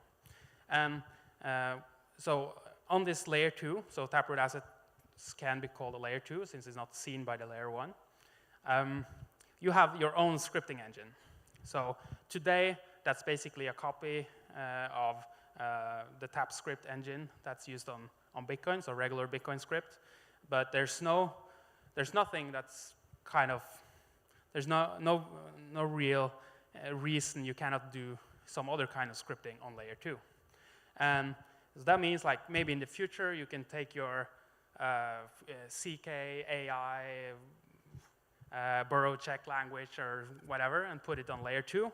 And you can start experimenting with these scripts on layer 2 without actually having to upgrade Bitcoin itself or the layer 1, and without it getting expensive for the full nodes on the layer 1 miners to support this. So who needs to pay the complexity of such an upgrade? Well, it's the clients. Since this is a client-side validated protocol, if there's a very expensive computation that's happening on layer 2, it needs to be done by all the clients that are validating these layer 2 proofs, as I showed in a previous slide here. So this is something one has to keep in mind, but nevertheless, it's complexity not impacting layer 1, and the clients are free to experiment with all kinds of upgrades without actually telling everybody else about it. It's enough for 2 clients to update to their experimental protocol, and they can start transferring on this layer. Also, there's so as I mentioned, when you transfer a Taproot asset, you have to show the history of the asset all the way back to the genesis of that asset. So that means that at some point, somebody had to mint or create this asset. And this is called asset minting. And then that's a special transaction you put on chain, a regular Bitcoin transaction with some data committed. And this transaction specifies kind of what is this asset, what is the properties of this asset, what kind of script versions do these assets support. And one of the other conditions you can specify is like, okay, who is able to mint more of this asset? Maybe I mint 10 of this asset, but have a condition that lets me at any time mint more of the same asset. And typically, this is a public key that's specified in the initial mint of such an asset, telling everybody that's validating this asset that if you see this asset, the minting transaction has to be signed by this public key. But you can actually do more complicated things in this asset minting transaction and specify, okay, there's actually some scripts here that needs to be satisfied in order to mint this asset. And this is where it gets interesting. Okay, so now I'm going to talk about how you can wrap regular on-chain BTC onto this Taproot asset layer. And this is something that's been done before in terms of sidechains. So sidechains have existed for a while, and often they have some kind of peg to Bitcoin, such that you can take Bitcoin from your real Bitcoin on the main chain and and peg it to some asset on a sidechain, and then at some point, if you're lucky, you're able to like take it back from the sidechain and get it back onto the on-chain, let's call it real Bitcoin.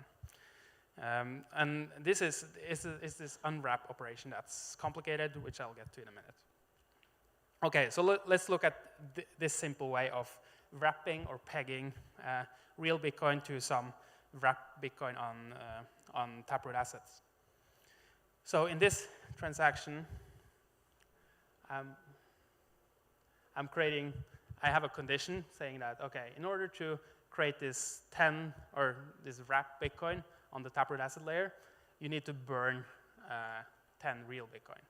So this can traditionally be done using an op return, saying that, okay, this is an unspendable output, so I will provably burn these 10 Bitcoins. They can never be spent again, and I specified, okay, that means that I can actually have these 10 wrapped Bitcoin on the Taproot asset layer, move them around, and then do things with them. And any client that will validate this wrapped BTC on the asset layer can verify the history of this asset and check that, okay, in order for this asset to be created, 10 BTC was actually burnt. This is what's called a one-way peg. So I can always create more of this wrapped BTC, but I can never actually get the real BTC back. And that has some problems, right? Because that means the value of this wrapped asset will always be less than the real BTC. How much less? You don't know. Maybe there's a market telling you how much is this actually being worth, but it cannot be worth more than this. Or it could, but then there's arbitrage opportunities. You can always wrap more of this and sell it for the real asset, and then the price should always be lower. And maybe there's interesting use cases for it, but it's unclear whether people would burn real Bitcoin to get this wrapped Bitcoin. So in order to really make this interesting, we need two-way pegs from real Bitcoin to these assets. And this has been done. There's several ways of doing this. The simplest one is a trusted custodian. So this is done on Ethereum. So there's this asset called wrapped BTC, which is basically you send Bitcoin to, I think it's BitGo or some partner of BitGo that promise to hold this asset, this real Bitcoin for you, and they give you wrapped BTC back as an ERC20 token. And this is interesting because it's clearly a market for this. This has become pretty big, and the price of this wrapped asset is actually very close to real Bitcoin. So you trust this custodian to not lose the real Bitcoin, so there's always one-to-one backing of the wrapped Bitcoin. You trust them not to run away with the money. And you also kind of put some trust in them to not censor you if you try to get out of the wrapped asset. So this has a lot of footguns, but there's clearly a demand for this kind of wrapping of BTC. Then there's more advanced multi-sig solutions called federations, which are used by Liquid, for example, which you don't trust a single custodian, but you trust like a set of signers in a federation that will validate, that will wrap this asset for you and also unwrap by validating what's the history on the sidechain before they unwrap it and give it back. But there's also some problems with that, obviously, since you're still trusting someone to do this, and they also still have the possibilities to censor the bridge there. And there's also other proposals, such as Drive Chain, which puts some of the trust or some of the operational cost of doing this wrapping to the miners. And that also has some trade-offs that I won't get in today. Okay, so all of these are also possible with Taproot assets. So similarly to side chains, you can do these kinds of pegs, peg real Bitcoin through, for example, a federation to the Taproot assets and trust this federation to always be to unwrap the BTC when you want to get out of the wrap assets to the real one. There are, however, some advantages you get on Taproot assets because there's something called Taproot asset universes, which are like indexes of transactions and minting events and burn events and transfers that's being done on the Taproot asset layer. And so this makes it possible to make this minting and burning of the wrapped assets in order to convert it to the real one very transparent. So you can check, you can keep, let's say we have a custodian that are doing this wrapping for you. You can always keep them in check by checking that the one-to-one backing with the real Bitcoin is always there, because everything is on chain and synchronized with the Bitcoin blocks. Okay, so why would you peg assets from the real Bitcoin to some wrapped Bitcoin? They're clearly never worth more than real Bitcoin because you can always make more of them with real Bitcoin. So why would you do it? Well, I don't know, but that's the interesting thing, right? I don't know what people are gonna do with such an asset, but getting like Bitcoin or a token representing Bitcoin to such an asset layer, which can be experimented with and can be upgraded the way developers see fit, can really make people do whatever they want on this asset layer without you having to go through the long process of getting some feature into layer 1. Okay, so these are all trusted. These are some way trusted way of doing two-way pegs. So what we really want is a trust. This is trusted, and we really want a trustless or as trust minimized as possible way of getting the same two-way peg from real Bitcoin to the Taproot asset layer or to side chains. And you can look at the literature, and you can pretty easily convince yourself in order to do a real trustless two-way peg, then layer 1 will need to validate the history on layer 2. And this is kind of the real problem, right? Because in order to make sure before you unwrap the asset that it's valid, you kind of need to check whatever has been going on layer 2, because you're not trusting the layer 2 or the one sending you a layer 2 transaction.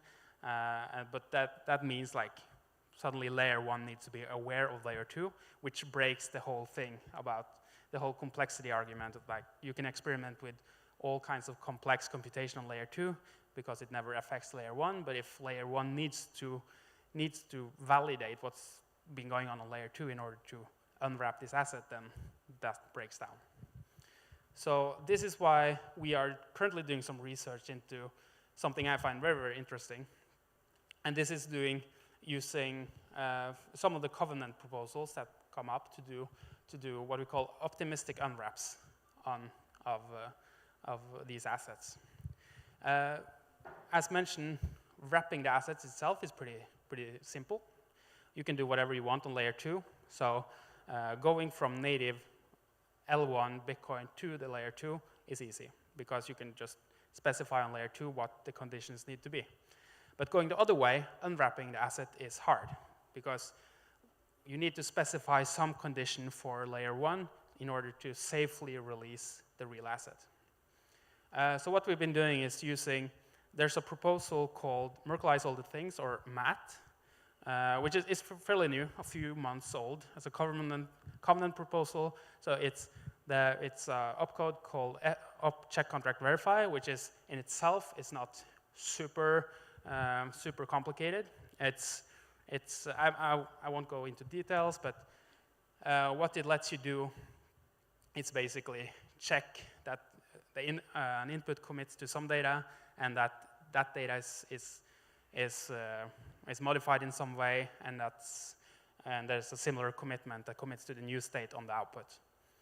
So you can check You can check this on the website merkle.fun. So this is work done by Salvatore Ingala. And I think he has a big proposal up. So how would this work using this math proposal? Well, let's say you have wrapped some asset on layer 1. It's now living on layer 2. It's being moved around. It's being done computation on this asset. It's being involved in very fancy smart contracts and lending markets and whatever VM is being run there. Now you're in possession of this asset and you want to get back the real Bitcoin on layer 1. So what you do? Well, you post to layer 1. You propose an unwrap along with a proof of this history. What this proof is can be anything. It can be a compressed proof of the history, and also a hash of the verification you did of this proof. And what's now being done is there's a challenge period. So this is similar to some of the optimistic rollups done on Ethereum, such that you kind of you expect these unwraps to be legit, because there's no really upside of trying to fool people that are watching these unwraps. Because there's a challenge period, it will ensue a challenge period. You propose this unwrap. So yeah, this is the wrapped transaction. These Bitcoin are locked. I will try to unwrap this by posting a proof and a trace of the verification of this proof in order to unwrap or to claim these locked Bitcoin.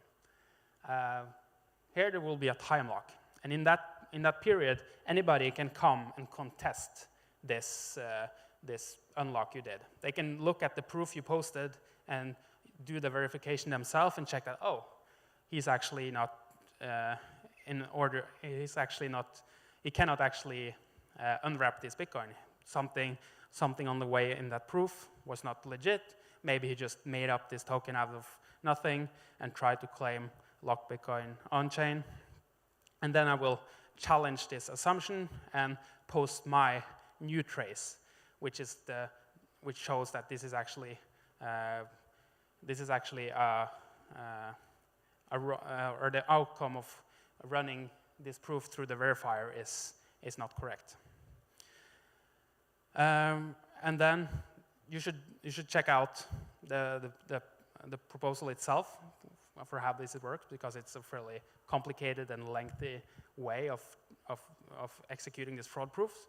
But that doesn't really matter, because what is expected is that there's no real upside to try to attempt this to cheat, because you will always just lose if somebody is watching.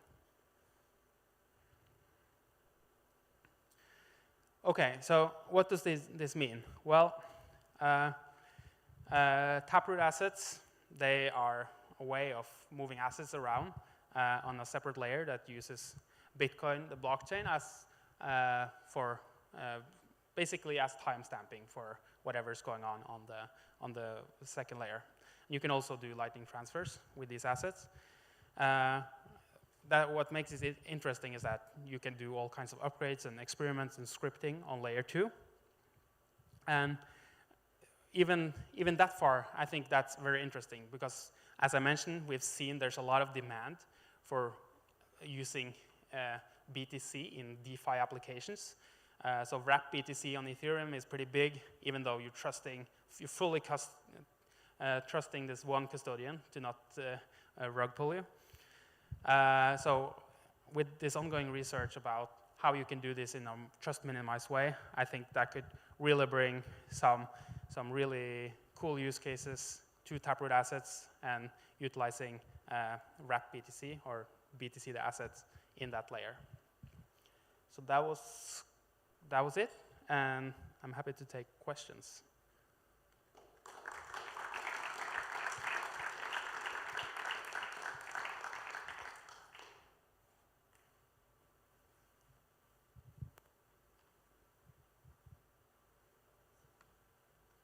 Thank you. Can you describe a bit more how the universes work, how the simplest form of universes would work, and how better decentralized universes would work in the future, for example?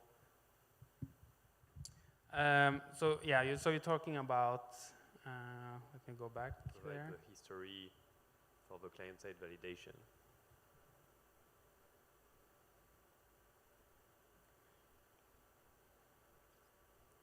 Oh, did I skip it?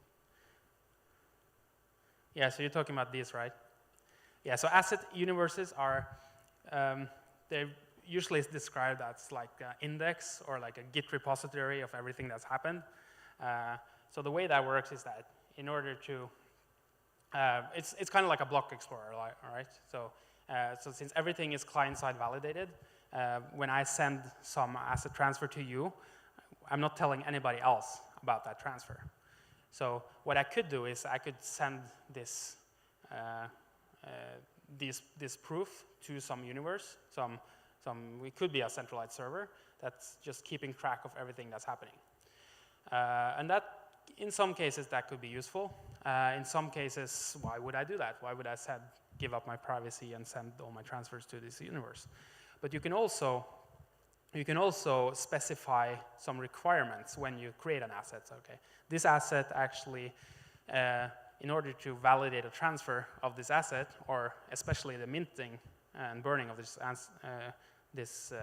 transfer, it has to be signed by this universe. So it has to be committed to by some output on the Bitcoin blockchain that commits to everything that's happened.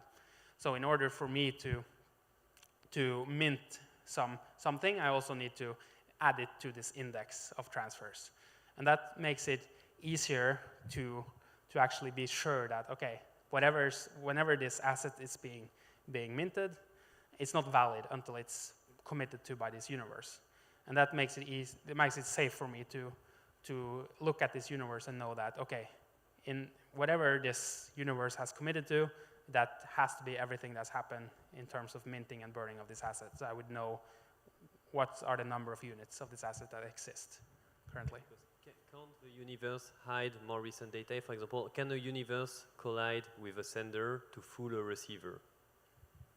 And would we need to rebuild a consensus system on the universe itself to be able to avoid that? Well, so in order to fool a receiver, you have to create a proof so the receiver will validate the proof all the way back to Genesis. And yeah, but if you hide that it was actually transferred to someone else, for example, you give the same proof to two people, telling both of them that you are sending them the same wrapped coins.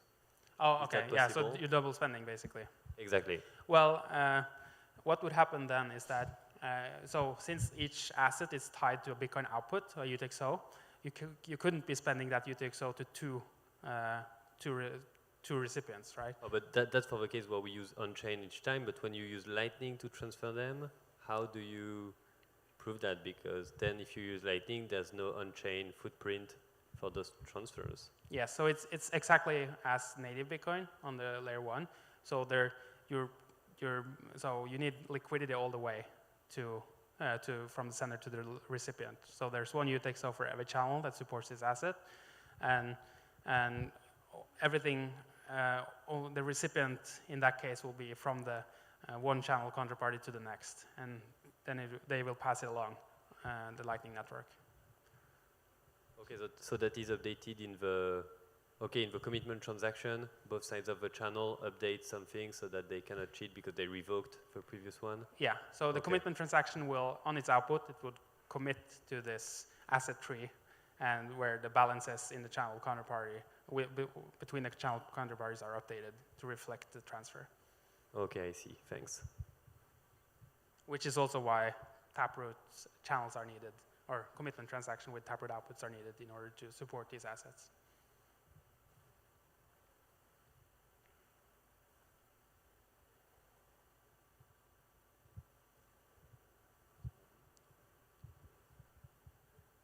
So is it just the commitments to the extra metadata that you need? And could you implement that today by just having tweaks on pub keys?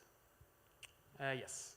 You could also tweak pub keys and commit to the same kind of data, which I think is what RGB is doing. Okay. Which is a similar protocol based on the same kind of ideas.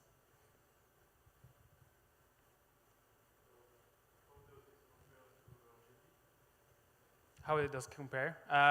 I'm no RGB developer. I don't know much about RGB, but I know it's based on the same client-side validated idea of committing to some asset transfer data in the Bitcoin transactions.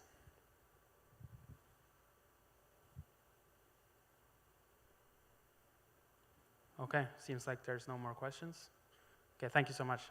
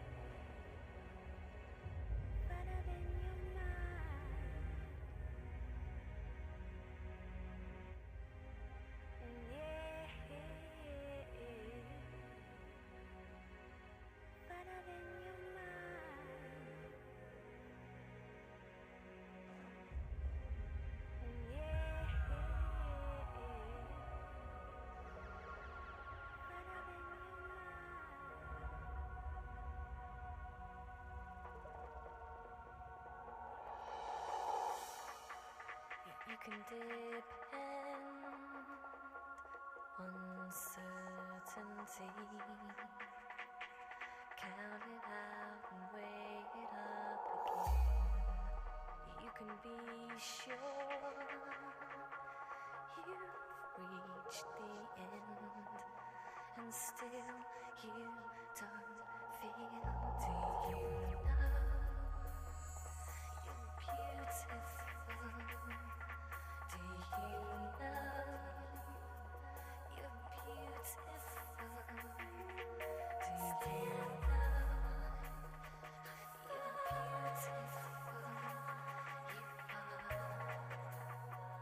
Yes, you are. You can ignore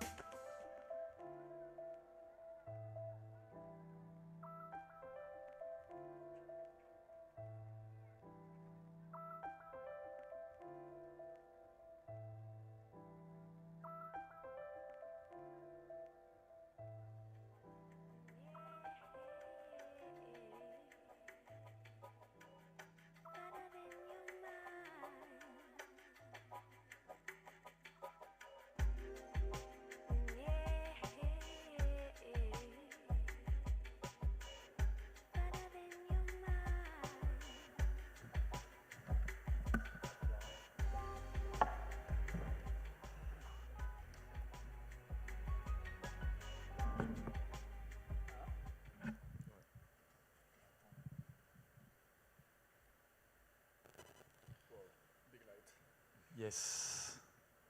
So thank you very much for being here. Good afternoon. Maybe, yeah, I mean, we can start, and we hope that, I mean, many people will come. So this is the last panel of Surfing Bitcoin. Thank you very much for being here.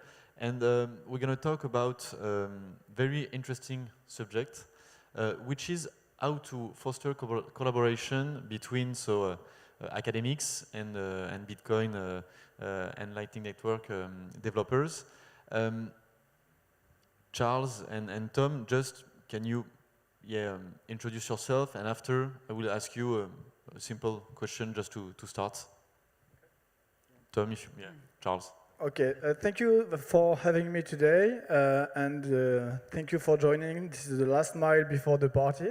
I'm Charles Guillemet. I'm CTO at Ledger. I'm in charge of the technology, and my background is cryptography and security. I studied pure mathematics, computer science, and cryptography. At some point, I hesitated to go into research, but I was more excited by going to the industry. And during my career, I worked in hardware security and cryptography in general. And I joined Ledger in 2017. At this time, that was a small startup. And since then, we grew a lot. And I won't present Ledger. I think everyone in the space knows well Ledger. Yep. And you, Tom? Yeah, so my name's Tom Trevethan. I'm a CTO at Commerce Block, and we're a Bitcoin infrastructure company, and we're developing Bitcoin Layer 2 technologies. So my background in the far past is I did a PhD in physics and worked in academia for nearly 15 years as a researcher and a lecturer in the fields of like scientific computing and distributed computing. But I've worked full-time in Bitcoin since 2016, and yeah, it's I guess an interesting trajectory. But I guess maybe I have some kind of insight in the differences between academic research and startup culture. Okay, cool. Yeah. And so we're talking about collaboration, and if we need to talk about it, it's because there is not such collaboration between academics and developers. I mean, according to you, how could we improve this situation? Yeah, what's the key point on this? Well, I mean, I guess academics have a very different kind of set of incentives and a very different aim. Obviously, not very focused on applications at all, and I guess they want to be more free to explore ideas. Whereas obviously in a startup, in a business, that you are focused on product. But both of those things should feed into each other. I mean, I guess in my experience in academia, this was mainly kind of fostered by funding. So you would have a company would fund maybe a PhD student or fund a postdoctoral researcher in order to spend time researching something which was related to the sponsors' interests. Often they would do this, not just because they were interested in the results of the research, but because they wanted to create links with members of academia, potentially, that they could hire people at the end of this. But yeah, I mean, I think, that's the fact is that, I mean, academics are going to do their own thing, which is not necessarily what say businesses are interested in, but the only really way to connect this, apart from trying to create forums where you can get better communication and better exchange of ideas, and obviously funding helps a lot, because then you can really try and align the interests of the academic researchers with your own.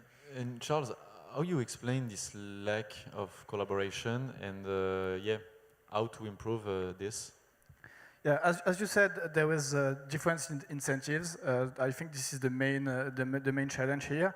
Also, in terms of time frame, this is not the same time frame. When you do like fundamental research, your time frame is long and so on. When you are in industry, you want results as soon as possible. You want to apply them and you want to make money with them. So that's why this is different incentives, different time frame also.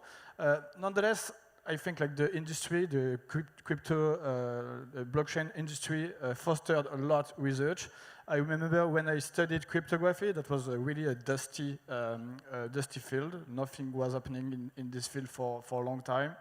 And then Bitcoin happened. And after Bitcoin, there was a big fostering around cryptography, and now we have a lot of new protocol around MPC, multi-party computation, threshold signature scheme. The same with decentralized consensus.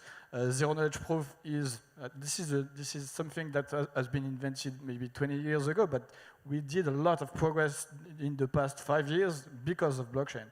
So there is also the industry is creating new use case, and then we need fundamental solution to create this use case, and the research starts to work on this. So there was there's two things. So this is happening. The collaboration is not very because like for a researcher who works in academia, what he wants budget, and he wants to be published. So this is very different from the industry. The industry wants to make product, and they want to make money with the product. So how do you align incentives? Yeah, but I mean, to build the best product, you need also to have the best research. So, indeed, we need this collaboration, but yet still it's quite hard to create it. Yeah, we need this collaboration, and as soon as the research progress, then the industry can use these results. But also now what we see, especially in the blockchain industry, in crypto industry, the research happens within the industry. Like in plenty of companies, like there are researchers, fundamental researchers who work directly in the company, not in academia. They come from academia sometimes, as this is the case for you, but they are working directly for the industry, and they don't really care about publishing in the standard journals and so on. They just want to create a new protocol and publish a new blockchain, and that's it. They don't really care about being published in crypto, which is the biggest cryptographic conference in the world. They just want to create a protocol, put it online, and create a new use case and make money for the company. Yeah. And you want to react? Or? Yeah. So I mean, I think this highlights one of the big problems with academia and this requirement to publish, and also that it's very formal and very slow and very conservative. And I mean, one of the big problems with academia is it's very conservative, and sometimes it's actually very resistant to new ideas. I mean, one of the a typical kind of story of this is actually Ralph Merkle, you know, who invented the famous Merkle tree. When he was a PhD student, he actually created the first scheme for public key encryption when he was a PhD student. He wrote this up into a paper. This was before RSA was published and submitted it to a journal, and the response was like, "This is not cryptography. This is foreign to us.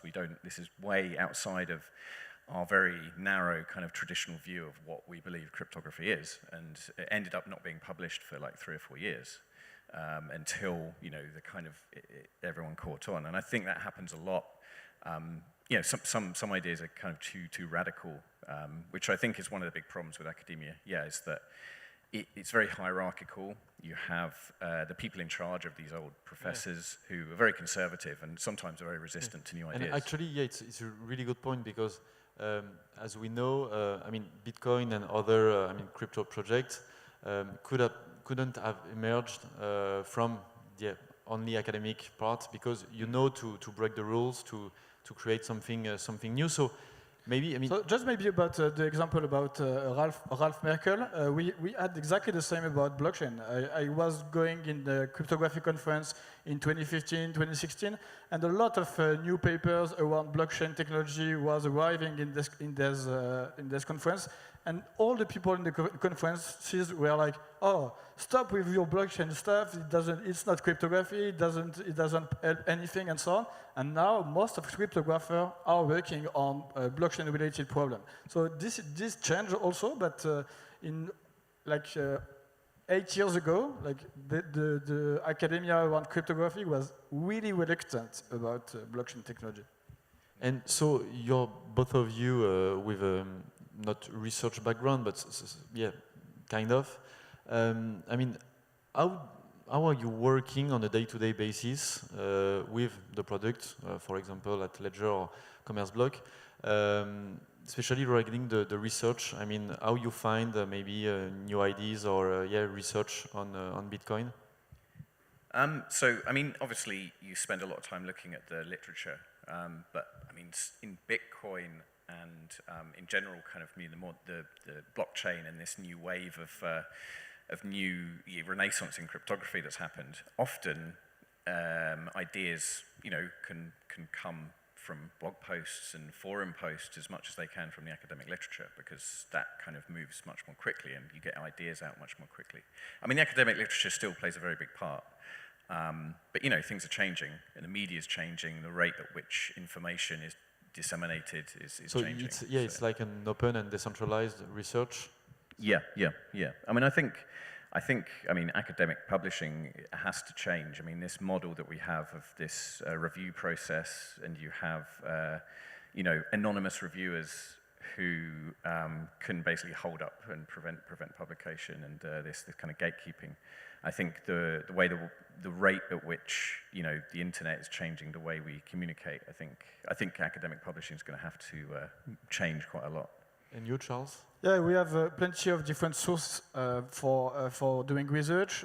So as you said, like academic research is one of them, but definitely more and more it represents a small part of what we are studying. We are studying what's going on in this academia, but we are reading plenty of blog posts, plenty of, even on Twitter, there are plenty of interesting stuff in conference, which are not academia conference. There are often plenty of good ideas.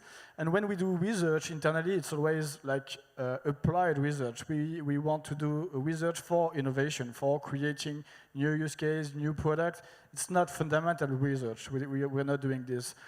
So we are doing research for innovating for our product, but also security research, always raising the bar for security. That means finding new techniques for securing our product, but also for breaking them. So to do so, we are researching the other products in the industry, trying to find vulnerabilities on them. This is also part of the the research we are doing, security research. And yeah, when we do innovation, at the end we are doing some research, but this is really applied research. Okay.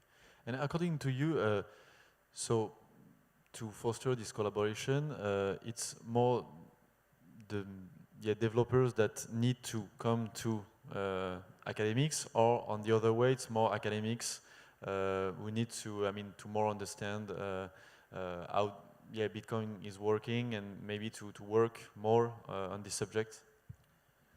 On Bitcoin, especially, there is not that much research. So as I was mentioning, blockchain in general, because there are more research in general in cryptography and in blockchain. On Bitcoin, at the end, like this is also part of the value proposition. We don't want to move fast and break things. We more want something stable and so on.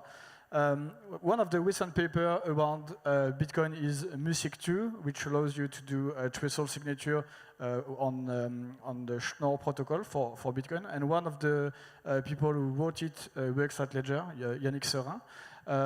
But yeah, on Bitcoin there was not that much research. And what was your question already? No, it's more, who needs to come to the others? It's more academic to... Yeah, both could come to the other. But for instance, we have a PhD, someone working on this PhD in the company, and this is with a university, and she works on L2 security.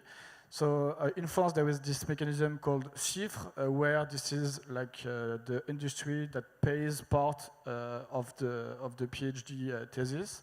And I guess there is some mechanism, the same mechanism in other countries. I don't know.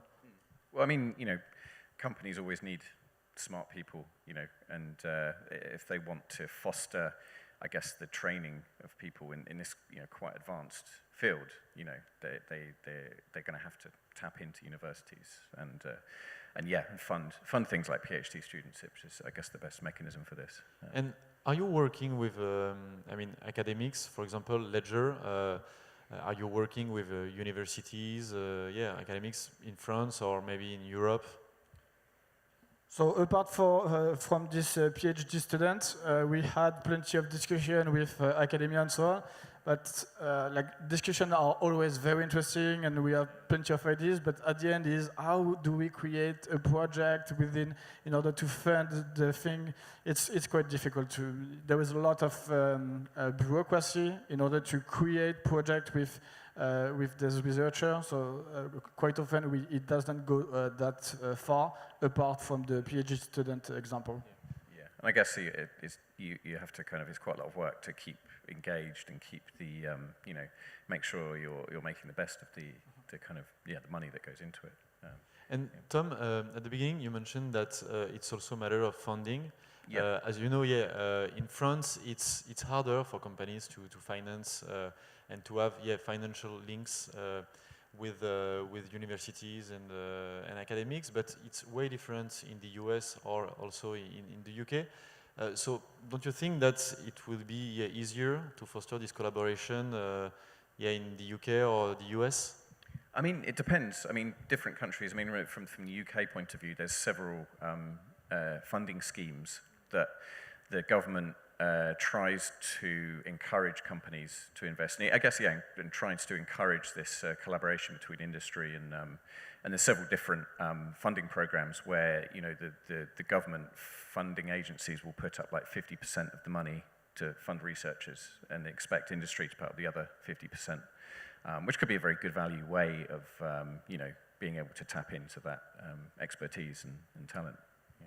And you, Charles, do you think that in France we could do something? I mean, we know that it's quite hard to finance such campaigns, and also we know that at the university it's not the priority to talk about. I mean, it's working with cryptography, but everything related to crypto, especially Bitcoin, it's way harder. So and still we have really good engineers and so on. So how you explain the fact that in France it's really good at this, but it's still hard to finance research and.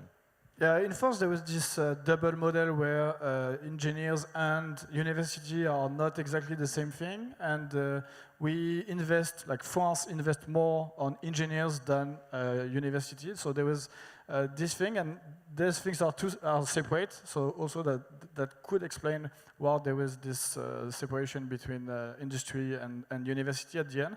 And in France, research is generally funded a lot by state, and that's why also it's influenced by state, by what the state is thinking. And in terms of topics and subjects, university, academia in general is quite conservative, and that could also explain why blockchain technology and Bitcoin in particular is not really a subject that is funded in France. And I mean, who will benefit from a better collaboration? I mean, is the Bitcoin ecosystem will be better with this collaboration? I mean, do we need more academics working on it? Well, I mean, it doesn't harm, and I guess it's not necessarily, like I said before, it's not necessarily about the direct results of a particular research project that's undertaken in a university. I guess it's more about increasing the pool of expertise in a particular area for the industry, to utilize at the end of that research project. But yeah, it's and there's no harm. The more the better. But also, I think it's a two-way thing as well. I mean, I think more industry involvement can help guide what people are doing at university into more useful areas. You know, to give advice on what are the important questions that need to be answered. And at the end, what we see today is that the industry does the research directly. Like when we see the new protocol, the new cryptography, the new zero-knowledge proof, and so on, all this research is made by the private sector. So at the end, because there is economic incentives to progress in research, in zero-knowledge proof, in multi-party computation, I focus on cryptography especially, but in every field related to blockchain technology, industry progress a lot, invest a lot, and the research progress by this way. Yeah, but maybe with, more academics on those topics, yeah, Bitcoin will be more legit, especially for, everyone, and not only people who are working in this ecosystem. I mean, if you have academics, in the US, in Harvard, or in Paris, Paris-Saclay, or big universities, it's not the same thing that only to have really good research, but only from, the ecosystem. Don't you think that it could accelerate the adoption, and also the fact that Bitcoin will be seen more like a legit thing?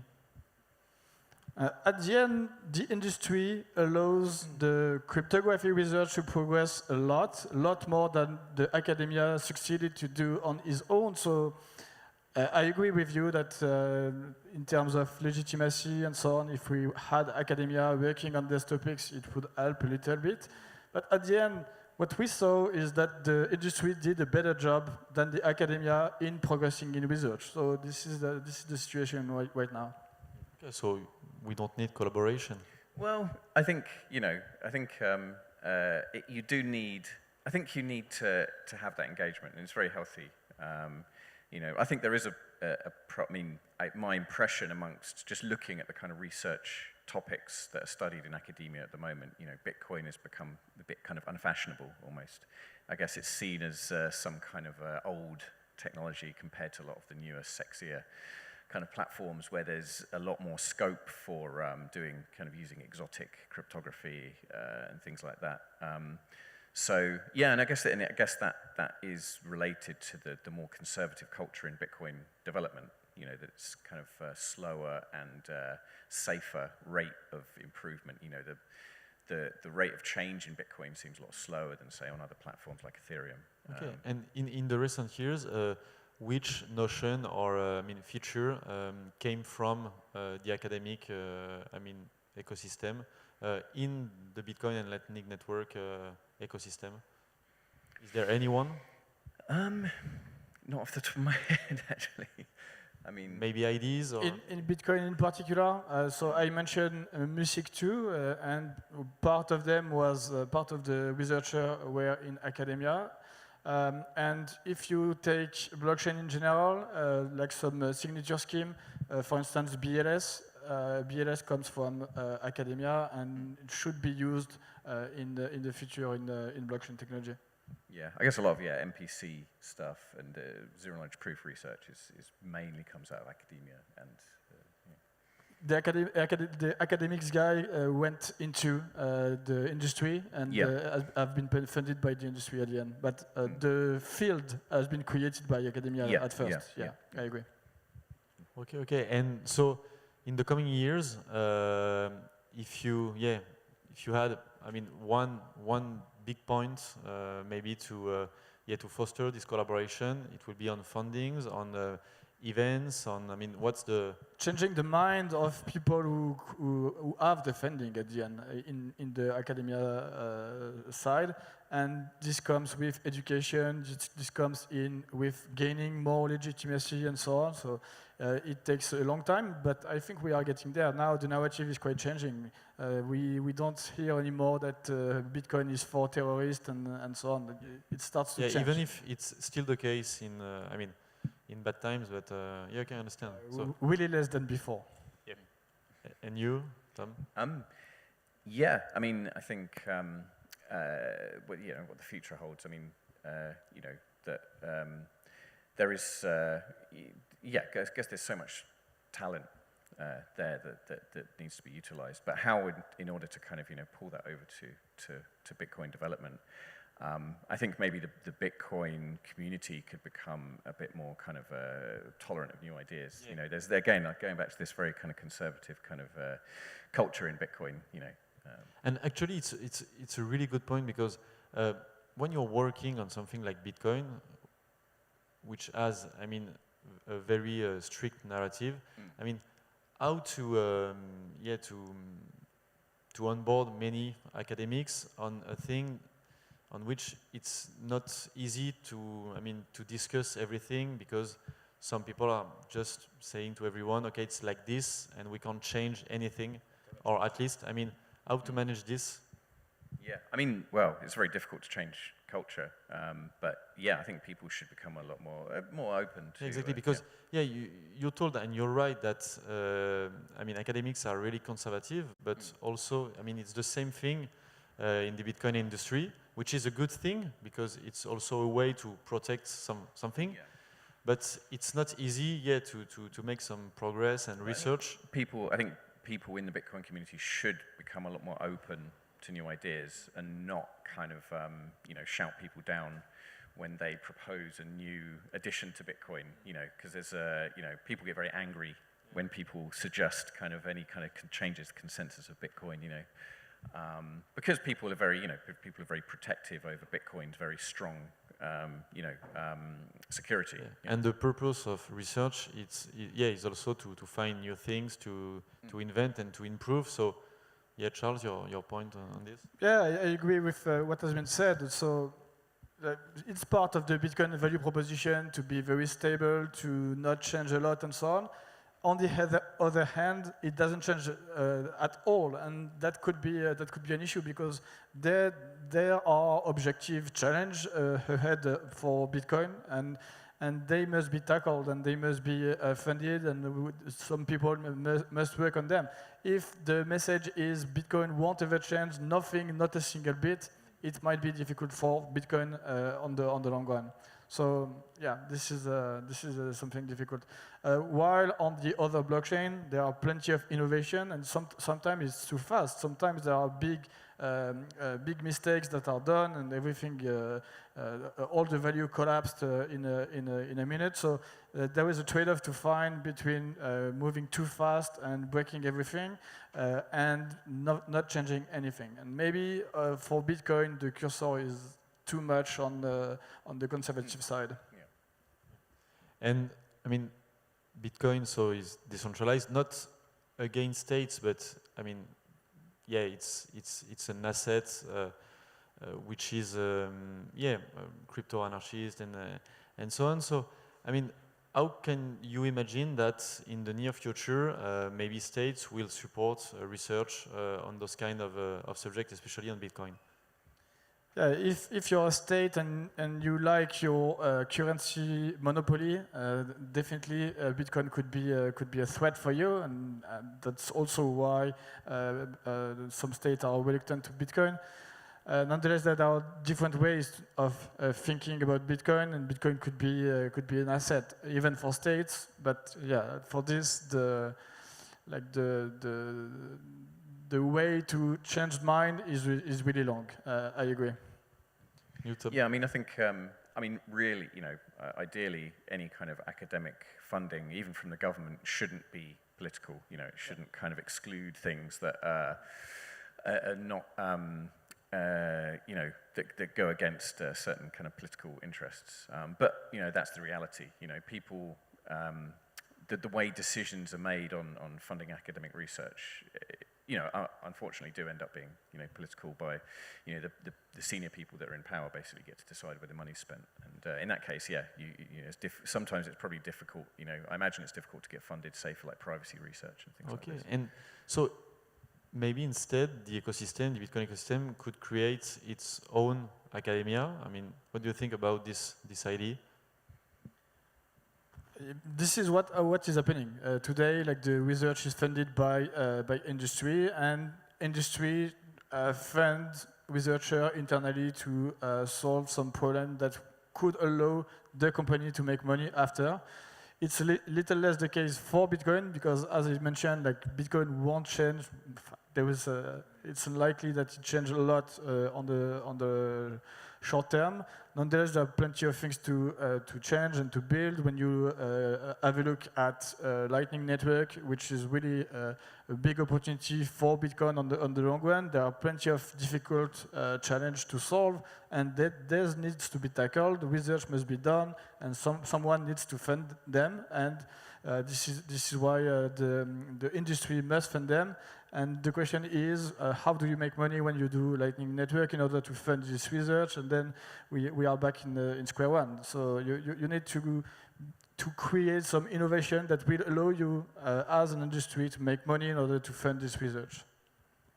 Yeah, I mean, but I guess the new thing that's happening a lot now is people, essentially researchers being given grants outside of academia. You know, so companies now give lots of, say, Bitcoin-based researchers grants to perform research, you know, completely outside of academia. And you can understand why that happens. I mean, one of the problems in modern academia is the kind of bureaucracy. And actually, when you fund research in academia, more than 50% of the money just goes on admin to the university and not to the actual researcher themselves. So, you know, you see that a lot now, yeah, that companies are bypassing this and just giving grants directly to researchers. Okay, thank you very much. We can take some questions if you have in the room. Yep. The party is closed, but if you want, to ask questions, don't hesitate. You are only a few questions away from the party. Thanks for the talk. There's been quite a few publications regarding the environmental impact of Bitcoin in nature, for instance, that are often relayed in media negatively. Wouldn't there be an interest for the industry to fund some research to maybe correct this at some point? Yeah. The question is, so there would be one company that would fund some research in order to prove. The problem is one company would invest for the whole ecosystem. So maybe that's why we should create some consortium between industry in order to also fund more neutral research. This is an idea. But for one company doing this, it might be a little bit difficult, except for big companies like Coinbase, for instance. Yeah, maybe creating consortium to fund such research would be helpful, I think. Well, yeah, some kind of fact-checking. I mean, I think the papers you're referring to, like the Nature papers, are like really terrible, you know, kind of failure of peer review, really, that these were. But yeah, some kind of mechanism where you could, that may be funded by some kind of consortium that would provide a way to kind of, rebuff and reply to, some conclusions.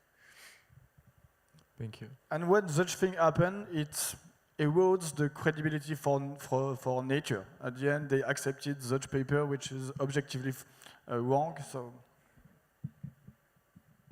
Hi, thanks for the interesting discussion. I have a question that's mostly concerns France. Something that I've observed is that in the US, a lot of engineering schools and universities talk a lot about these subjects, about blockchain. They acknowledge that this exists and that this has interesting research problems, so that students are highly encouraged to look at it and to potentially work in it. In France, that's really far from being the case. What can we do to help universities and engineering school talk about it a bit more? I think we need teachers to be sensitive, to know a bit more about it, so that they don't just dismiss it and never talk about it. Otherwise, the students don't even have an opportunity to know that this is an interesting field with potential jobs in either academia or industry, potential synergies. But that doesn't happen in France yet, and I think it's a pity. No, I agree, and I mentioned it earlier. I think it really comes from the fact that we have this double system that doesn't exist in the US with engineering school and university. In the US, you go in the university and that's it. There was no engineering school. And I think it comes from Napoleon, I guess, and where he decided to create this engineering school for excellence and so on. And we inherited from this, and today this is where we are. In the mind of people, engineering schools are really better, and university is bad. I caricature on purpose, but this is a little bit the case, and that's why this communication is a little bit broken between both, I think, and it's difficult to solve. Maybe it would involve some changes in the education system in France, I guess. But I agree, this is really disappointing. If you want Tom to no. Other questions? Yeah, there. Thank you.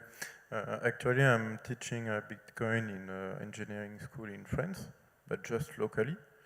And I would like to do this at the national level, but I have some, you know, the person who are responsible at the national level, they are blocking because they don't see the potential of Bitcoin.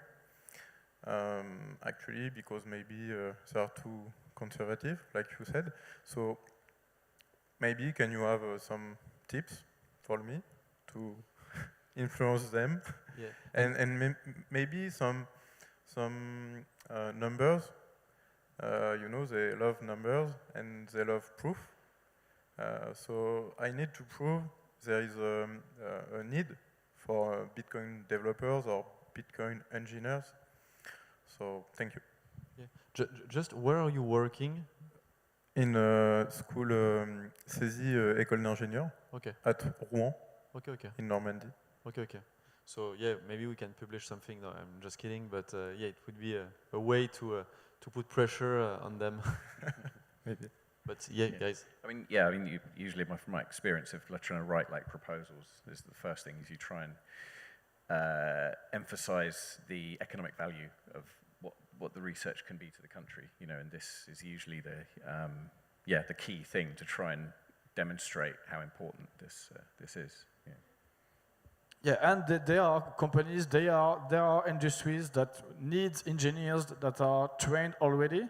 At first, when we started to grow very fast at Ledger, we wanted people who know blockchain technology and so on. It's impossible to find. There was no blockchain engineers, and when there is one in a blockchain engineer, it costs 3 times more than a regular engineer. So we stopped searching for blockchain engineers, and we just hired very good engineers, and we trained them on blockchain. So that would be great to have like engineers out of the school which are already trained on blockchain technology, definitely. And yeah, I think the education system should also meet the industry requirements, and this is part of. I'm talking for Ledger, but there is a big industry that is growing around blockchain technology and Bitcoin, especially.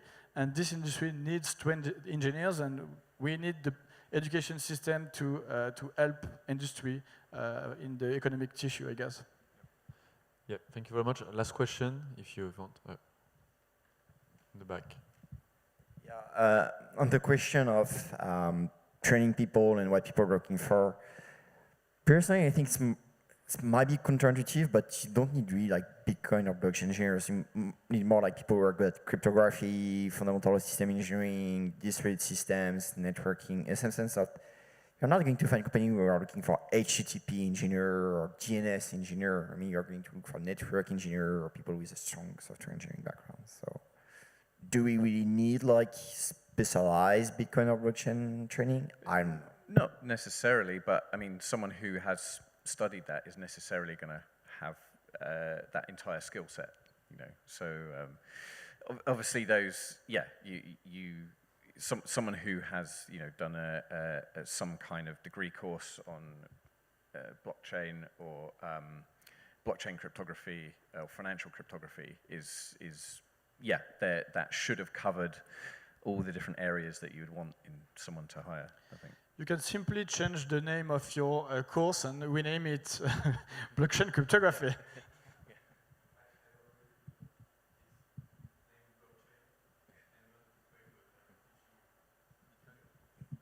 You know the trick. So thank you very much. And yeah, if you have other questions, I'm sure that you will be available to answer it. Thank you. Yeah, thank you.